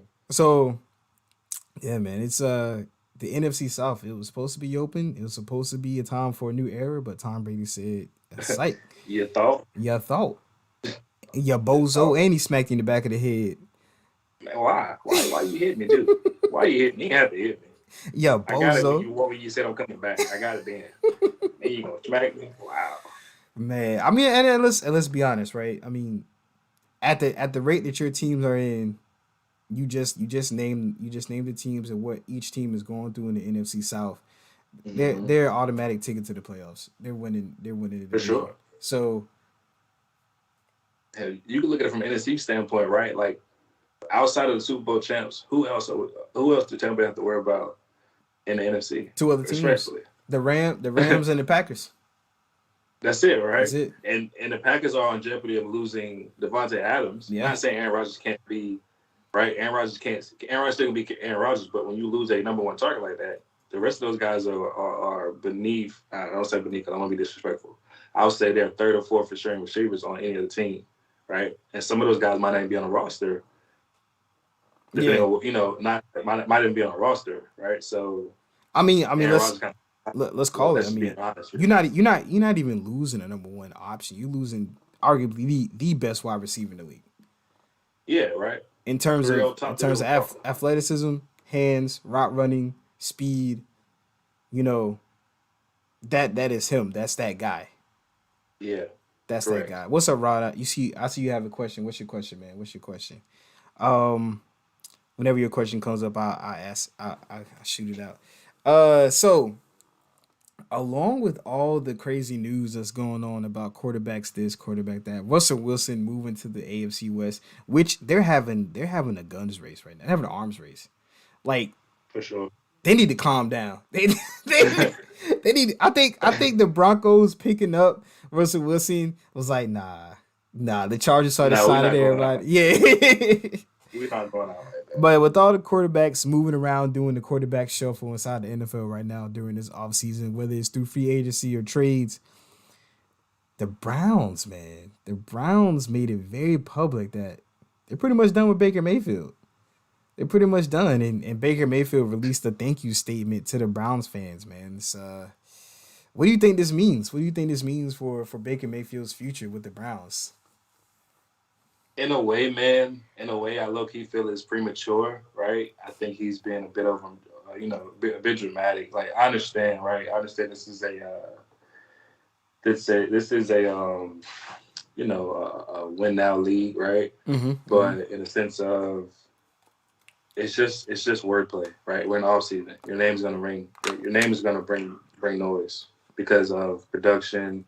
And you have somewhat of a name because you're number one overall pick. So don't get too premature about it, right? Right. Don't say so short. I mean, yeah, they're talking, but they're always going to talk. You can be playing lights out and they're going to talk. LeBron James is playing lights out at 37 years old, and you still hear noise about him being traded. Like, who's going to trade LeBron James? Like, why would you, right? So, not to say Baker Mayfield's LeBron James, but in a sense, I feel it's a little premature. And obviously, it's a lot of obviously, Deshaun Watson's on the market, right? It's just a situation, fell through about, his legal issues, whatever. So, I get it, but in a sense of I don't need to make it public because if it happens, it's gonna happen. I mean, you can't change it. So, Right. Why you start such a spicy question? We gonna get to that later. What do you say, Trey? We here now, brother. He said when are females athletes going to get treated as equivalent to male athletes? Brother, that's a good question. That is a very good question, brother. I appreciate you bringing that up. I feel like it's going to be a minute in terms of basketball because if I'm not mistaken, I think I'm older than the WNBA. I think it started like 1996. Yeah, it was kind of losing. It was yeah. Well, we both Yeah. older than me at WNBA then. Yeah. So I'm 94. in terms of the WNBA, at least I can speak on that right quick. It's getting there, right? If when the NBA was 28. No, wait, they're not. They're not. They're like 24 years old. When the NBA was like 24 years old, the athletes weren't getting paid like this. You know, I mean, they were getting paid like crap because you don't have enough money, enough revenue coming in through the actual brand itself of the NBA to pay the players, right? So once you get to that stature of bringing in multi-billion dollars of revenue, then you pay your players the multi-million dollar contracts that the NBA players are getting. It's getting there, right? It's growing. Um, they're having a lot of traction gaining over, especially with the help of social media and especially with the help of the NBA athletes because they make it known that they support the WNBA and that's growing. So I feel like we have to give it a couple more years. I feel like in 20 years, just like how the NBA had to grow, I feel like in 20 years the WNBA would be at that point of making that much money. I mean, listen, brother, you can't pay somebody $100 million if you only making $90 million yourself. Then you go broke. Then you gotta wait until that's how regular businesses operate, right? I wish I could get paid as much as Steph Curry, but Murata can't afford that. Murata can't afford to pay me like that, but I think it's getting there, man. I think we're definitely seeing the growth, and social media is a huge help to that, right? Yeah. In terms of Yeah. football, um, yeah, I don't think that's ever gonna happen. They out there cracking heads, taking names. But I think every other sport that's like a national sport, let's just say like soccer, like there's a huge fan base within the Yeah. soccer sport. Within women's right. Yeah, within Yeah. women's as well. Tennis, right? Yeah. Golf. And there's some Um, yeah, golf. so for a while, it's been a male dominated sports, whether it has been tennis, whether it's golf, basketball, NFL, football, soccer. I feel like they're catching up. They're catching up in the terms of a lot of areas. I mean, to be honest, I mean, I'm gonna keep it real with you, brother. I can only name women tennis players. I I can only name women's tennis players. Roger Federer is the only male tennis player I can name. So Oh yeah, Rafael Nadal. Oh, Rafael Nadal. Yeah, he's another one. So I can't ever say his name, but it's I guess he's from over. you talking about Novichkovic? Yeah, there it is. There it is. That's the guy. That's the guy. Djokovic? Yeah, that's the Jovicevic? guy. Oh man, no, my mom knows. But yeah, it's getting there, man. I think we give it a couple more years. They'll be on the same pace as everyone else. I was just reading, I was Googling this because we're gonna talk about how the AFC is absolutely going crazy. Uh am I reading this correctly? Did Von Miller sign to the Bills? 6 years, 120 million. At 32, 3. How old is Von Miller? Did you just say 6 years? 120 mil, brother. Hold on, wait a minute. My laptop can't even keep up. Oh my god! Yes, sir. So here's the thing. This is what I think just happened on that one. We'll get into the AFC signings in a little bit. In terms of He Von just Miller, robbed. I think I knew exactly what happened. So in terms of Von Miller, I was like because he could have went to another Super Bowl contending team, which the Bills are. We can't take that away from him. But I'm pretty sure all the other teams were not offering him the bag. He was looking for the bag. He got his ring. Now he's just looking for the bag to retire. He has 2. Yeah, he got 2 rings. Now he's just looking. Yeah, that's Uh, right. He went with the Broncos. Now he's just looking for the bag to uh, retire because there's no way you think the Bills are better than all the other teams that wanted you. Right? You no, could have I go. You could could have have. went back. Go ahead. I'm sorry, No, I'm brother. saying you could have went back to Denver. Yeah, that's what I was gonna say. I mean, you could have went back home. I mean, they acquiring Russ made you a Super Bowl contender Yeah, alone, right? As long as you guys stay healthy, because I mean, the defense is already lights out, right? So you're just adding to that what's already there. you could have went But home. You could have went back to the Rams. I think wasn't the Buccaneers showing interest in him? I don't know that, brother. I didn't hear about the Bucks. Everybody was showing I'm pretty interest. sure. I'm pretty sure Yeah. it's Von Miller, but it probably was, like you stated, it probably was all 1 year deals, maybe 2 year deal max, right? Maybe 17 million, something like that, right? Yeah. Whereas I can get 6 years on 20 million. Now it's very steep for a guy that's 34 years old. Oh my God, very steep. All his good football is definitely gone. His great football is gone. He's that more so being a serviceable guy now. Like he might have these next 2 seasons, he he might be in that realm of balling out. But 6 years, 120 million, man. OJ Howard got like what? I think 3.5. That's ridiculous. So, I mean, but before we move on, man, I think the Browns. I honestly think the Browns are done with Baker Mayfield. I don't think they want to pay him like a top 5 quarterback, because when's the last time a team who had a top 5 paid quarterback won a Super Bowl? Sure. So I don't think they want to pay him that type of money, because they already know as soon as they go in the hole, they're not going to be able to afford to get anyone else. So,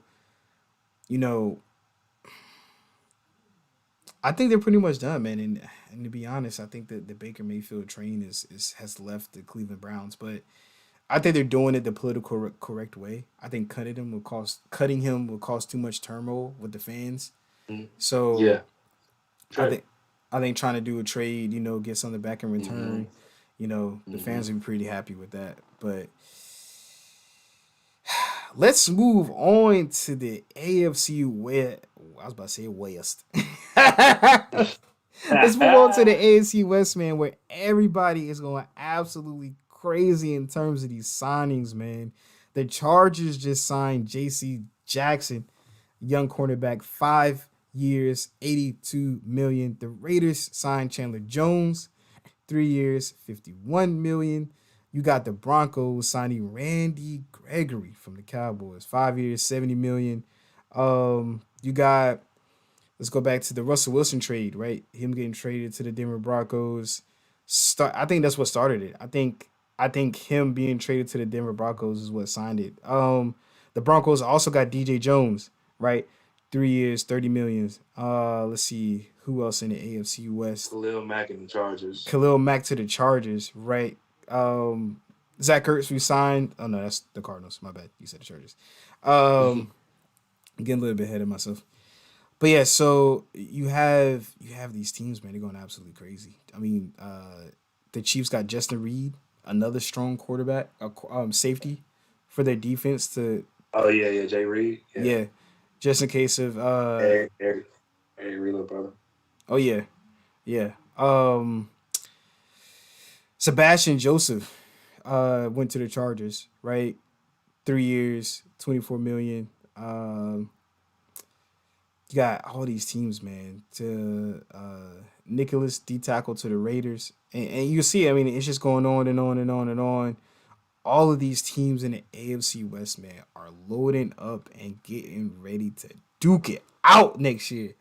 It's gonna look like man, that division is gonna be fun to watch. They're just gonna be throwing haymakers. I feel like it's not an overstatement to say that each team goes 1-1.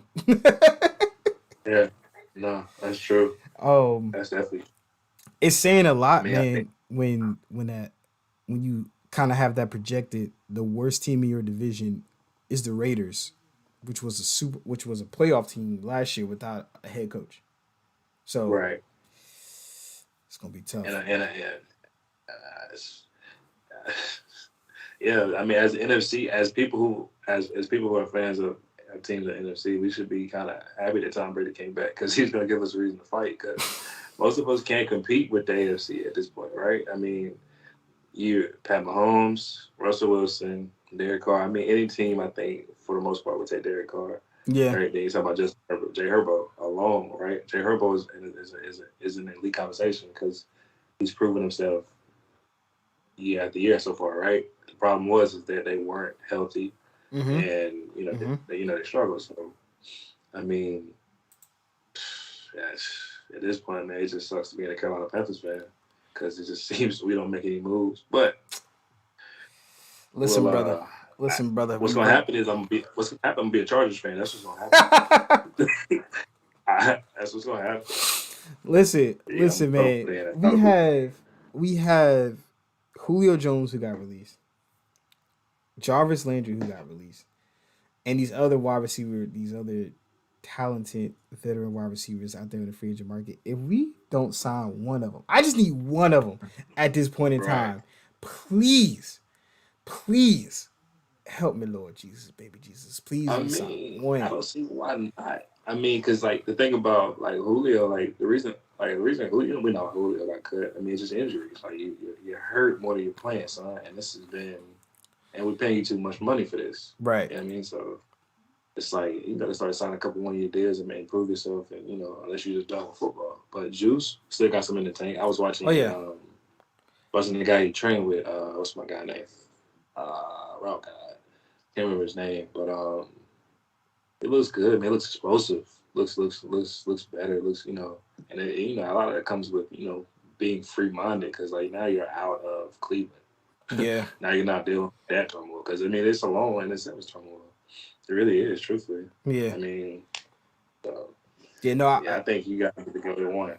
Listen, I remember I said our oldest wide receiver was Greg Ward. Yeah. I didn't even look at the age. You know how old Greg Ward is? 26. He's 26 years old, bro. Our oldest wide receiver is 26 years old. Yeah, 26. That's what I thought. We ain't got no veteran on there. He was the most veteran wide receiver we have at age 26. How did Dallas got here? We drafted him with Miles Sanders. So he's got to be like 24, 25. Yeah, it's 24, 25. So yeah. You need that though. That's the same thing I was telling a couple guys about Carolina. I was like, you need that veteran guy. Yeah. You need it, man. Yeah, you can teach, especially an accomplished veteran wide receiver that can teach the young wide receivers. I mean, no wide receiver is perfect, right? Especially the young ones. So you can definitely teach them how to look at different coverages. If they're doing this, run this route. If they're doing this, run this way. So what they gonna teach each other? Like Greg Ward, gonna teach, So definitely trying to find that veterans presence, man. We absolutely need it. I mean, the market is flooding right now with wide receivers who are free agents. And Coop signed, and Coop's a Brown. Well, Coop got traded. Yeah. But I'm saying, right now Coop's a Brown, and Calvin really is on the suspension list, right? Allen Robinson is sitting there right now. Truthfully, I think you make that change. I think we do. Rod just said Godwin just resigned for 3 years, $60 million. Tampa. You want to win. Yeah. It's not about the money. Because he could have got it back. He could have got it back anywhere else. Oh, yeah, he definitely could have got it back. I mean, I'm pretty sure once he heard Tom Brady was coming back. Yeah. They're trying to get another ring. You're going to get your target. Yeah, you're going to get your targets. Trying to get another ring with the man. If he get his 8th Super Bowl win, let me tell you something. If he get his 8th, man, he just need to hang it up. But the problem about it is if he get his 8th, he think he's going to get 9. Yeah, that's going to be the problem. The only way Tom Brady puts down a football is if football take him out. That's it. And even then, he probably going to try to roll out down the wheelchair. Trying to get it. But I guess I get it because I was that guy when college stopped. I was like, man, I'm going to do this. And then life hit. But see, life don't hit the same way for them because he's a multi-millionaire. He a multi-millionaire. His wife a multi-millionaire. They got money everywhere. They got the monies every single way. So man, with this everybody re-signing, everybody going crazy in the offseason, throwing money here, throwing money there. What do you think was the most important free agent signing this year or this offseason? Or even a trade rather. Trade or a signing. What do you think the most important one? I got a lot of them, man, but I think the one, like I said, that stick out to me is that K-Mac to the Chargers and that J.C. Jackson. I think that's what they're missing. Like, I think that's what they're missing to get over the hump. Like, you got a young established quarterback, right? Still earning. You got 2. You re-signed Mike Williams, I think it was 3 years, $60 million. You got K.A. for another couple of years, right? I mean, K.A. is still a stud. top 10 receiver in most people's book. I mean, mine personally, top 5, but that's another story, right? You add K Mac to Derwin James and J.C. Jackson, Asante Samuel Jr., Joey Bosa, right? So like they're exciting to me, like on paper, and I think if they stay healthy, you have to understand that they belong because Jay Herbert's only gonna get better. Yeah, It's gonna get better, and they proved. I think we went 9-8 last year, right? mm-hmm. I think, or did they go to 8, 9-8? So technically, they had a winning season. The problem is that somebody else had a better winning season, right? So right. In reality, I think I have to say the Chargers, man. I like the Chargers, what they've done. I do. I mean, you can't go wrong with that. I think they went 9-8 last season. You can't go wrong with that. You can't go wrong with that pick, and I think that for me, it would honestly be that trade to the Denver Broncos with Russell Wilson. I think that's pretty important. It gives them a shot in a tough division. It gives them a shot to at least have not only win the season, but you might be able to win the division because they beat the Chiefs last year one time, right? And they did it. You know, they did it without Russell Wilson. So now you have Russell Wilson, somebody who can go toe to toe with Patrick Mahomes in terms of throwing, right? In terms of gunslinging, trying to put up points. You got the weapons. Now you got the quarterback. You have a defense to stop him. So I think Russell Wilson, that was one of the best pickups you possibly could do in terms of trying. And they didn't give up much either. I mean, for Russell Wilson, they get a lot of people. They didn't give up much. So a lot of people feel like they gave up too much, but when you look at it on paper, man, I mean, you acquired a MVP and a Super Bowl champion for another couple of years. I mean, they got a lot left in the tank, man. I mean, I think Russell, one of those guys, will play to you about 42, right? I mean, as long as you can protect him. So. And the Denver Broncos definitely got a better offensive line than the Seattle Seahawks. True statement, right? The Seattle Seahawks have had a good offensive line since when? Ever, right? since he's been there, truthfully, right? Like, I mean, he's always been this improviser. I mean, this improv kind of player since he's been there, not because he wanted to be, because he had to be. Right. So now I agree with you, man. Like I said, for me, it's if you want to be technical, bro, to be real, it's the AFC West. That's who had the best signings of all right now. Right at this moment, the whole AFC West. The whole AFC West, they're killing it. The whole AFC West. They're killing it, man. They're killing it. Yeah, now it's been absolutely crazy, man. And look at my Eagles right here, just twiddling our thumbs, We'll sign somebody later, but we'll see what happens.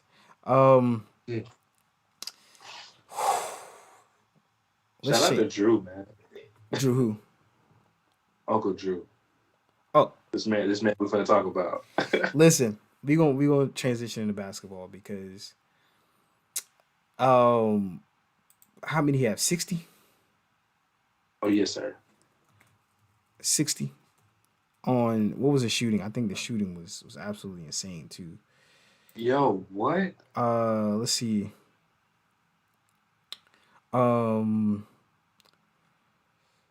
He had 41 in the first half en route to a franchise high 60 points. Sheesh. In the game before that, he dropped 50. That's what I'm saying. He dropped 50. In the first 23 minutes of the half, he was 14-19 from the field, 6 of 7 from 3, and 7 of 7 from the free throw line. Absolutely ridiculous. And imagine the offensive power you would have if he can play every game. Kobe once said, can you hear me, Rio? I'm listening, bro. Oh yeah, you look like it was frozen. Kobe once said, man, y'all niggas are lucky, y'all motherfuckers lucky he not 6'6". We are. We are, bro. Kobe ain't never stirred me wrong. He said the rest of the league is lucky that Kyrie Irving is not 6'6". Because if he was, it's crazy, bro. It'll pretty much be another, like, I want to say he's not as athletic as T-Mac, but I mean it's gorgeous everywhere. Any point in time, how you want it. it's not far fetched, man. The athleticism is there. It is. It's just he doesn't have to show it because he's so crafty. Yeah. He's so crafty. He can, like you just said, he can score in bunches in every like he is an offensive threat. Like literally, that's what he is because he can score from all three levels with efficiency. Like Kyrie was what 20 of 30, I think that night, right, or something like that. I think he was like 8 of 12 or 8 of 11 from like three, and I think he missed one free throw, and he scored 60 and around 60.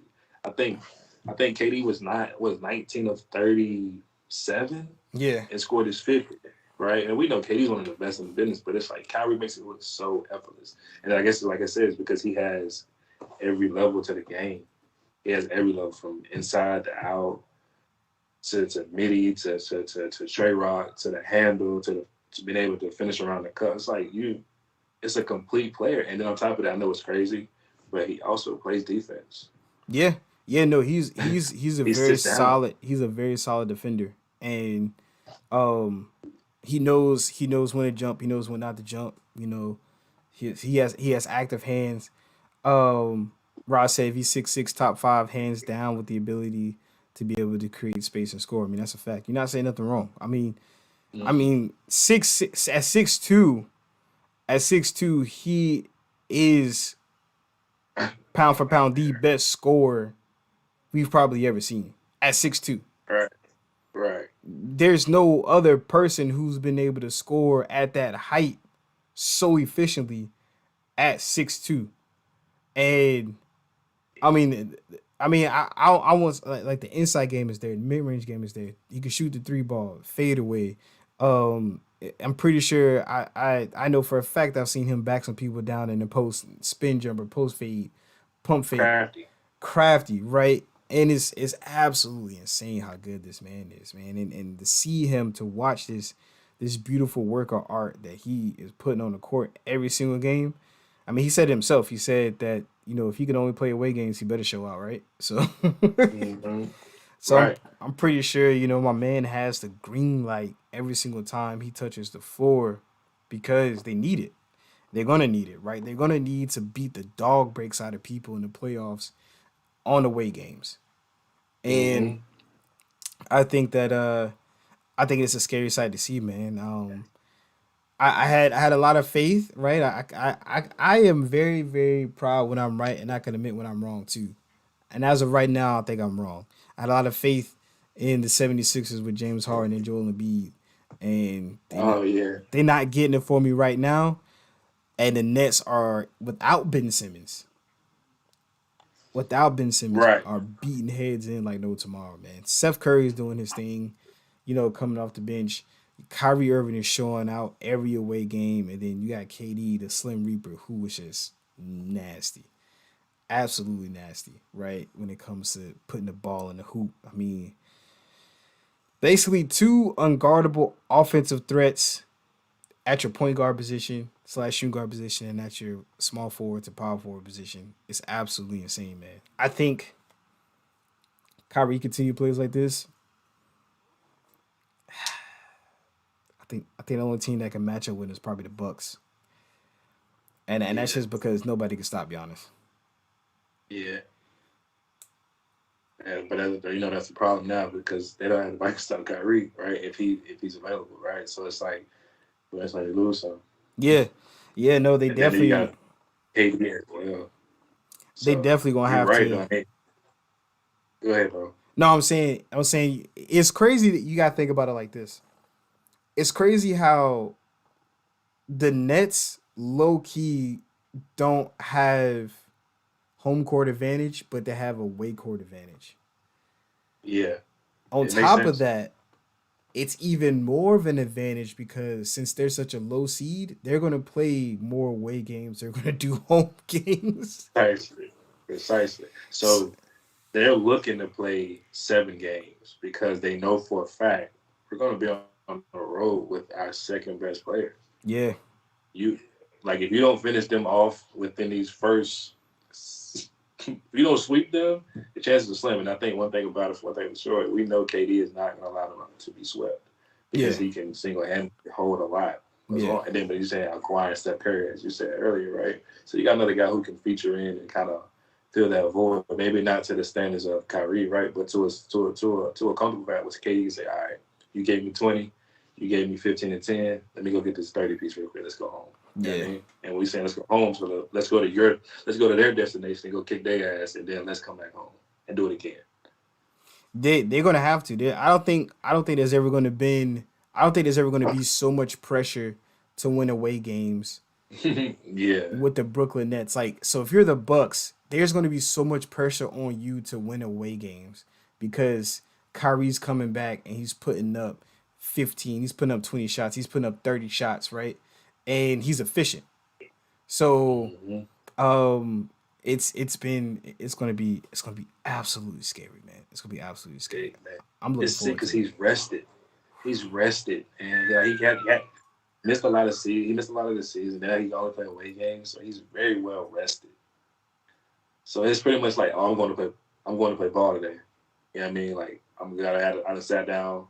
I got time to recover. I'm going to play ball today. Yeah. Everybody else playing back to back. You know what I mean? So it's just like, the wear and tear isn't the same. It's just crazy, man. It's not the same. What do you say? Go check. I mean, you can't tell. You can tell Drew, but there's nobody. Drew, there's nobody. Like we said all the time. Top 10 players in the league, top 15 players in the league, nobody can check them. They got to stop themselves. Can't. No. You got to hope he's just off. No, yeah. And he's playing with a vengeance to that. He's playing with that villain mentality. Exactly. Oh, I can't play here? Yeah. Let me go on the show. Bet.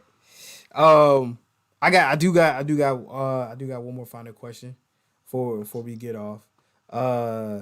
Speaking of Kyrie Irving being the absolute grandmaster he is when it comes to scoring the basketball, putting the ball in the hoop, do you think that it was a mistake leaving him off the top 75 NBA list? Do you think he deserved to be on that list, or were they right to leave him off? What are your thoughts? I'm a Dame fan, man. I think if Dame made it, Kyrie should have made it, right? I mean, I love Dame. That's my guy. But I think Kyrie, and I know it's maybe availability, right? Maybe it's availability. Then again, maybe it's just the fact of being not liked. I don't know. But I think since Dame made it, and I understand the consistency in Dame, but Kyrie's been, if he's available, he's been just as consistent, right? And we obviously had this conversation with Stephen Curry, Dame Dollar, and Kyrie on the interchangeable three at the point of our position at this current moment. So I think if Dame made it, Kyrie should have made it. And to say who I would take off, it's hard, man, because you look at a lot of stuff when we start looking at these guys that played in the 1920s and 30s and stuff. It's like, I mean, they had, solid seasons. I mean, they probably won 8 or 9 championships or something like that, But in a way, I think it's like, I don't know, man, can you take away from them? I don't know if you can, but if I had to say, it's hard, man. I don't know, man, because we had this conversation about, Dwight Howard not being there. And when you look at Dwight Howard's resume for like first 10 years of his career, how does he not make it, right? Kyrie's 7, 8-time All-Star. How many times has he been All-NBA? I don't know. Let's see. 3 times All-NBA, 2016 champion, 7-time All-Star, all-rookie team. I mean, yeah, I guess the resume isn't equivalent, right? To some of these guys, but I guess impact bothers me. Like, I think impact matters. So yeah, I think Dwight Howard not making it is definitely a huge issue for me. That bothers me a lot. I think you replace Anthony Davis with Dwight Howard, to be honest. For sure. And I'm a Lakers fan saying that. I think you replace Anthony Davis with Dwight Howard, and I think you it's tough for Kyrie, and to be honest, as much as I would want to keep Dame on there, that would probably be who I would replace. That would be your replacement. Yeah. That'd be your replacement. And I know it's got to do with accolades, man. I understand that. I get it. Man, I mean, maybe Dame accolades make sense, right? I think, but I mean, I think their accolades are pretty much equivalent. I think Dame probably been. Now, actually, I think Kyrie's been an All-Star more than Dame. Maybe about 1 or 2. Let's see. So some of the stats they kind of used it was like first and second all NBA teams, right? Dame Dollar has 5. Yeah. Dame Dollar's been in the top 5 MVP voting, top 10 MVP voting. He has been there 5 times. Yeah. So I think that's what they hold against Kyrie. The All-Star games, I think he's been just as many as All-Star games as it might be like one off. Let's see.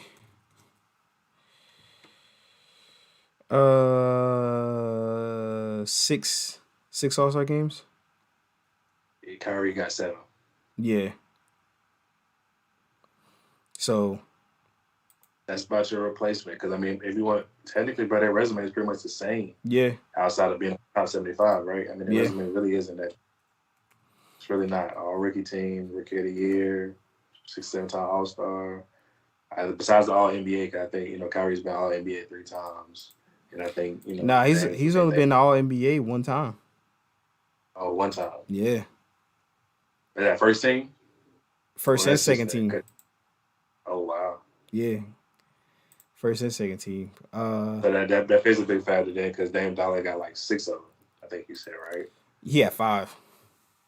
5. Yeah, 5. And he's you gotta think about he's also been going up against Russell Westbrook this whole time, Stephen Curry this whole time.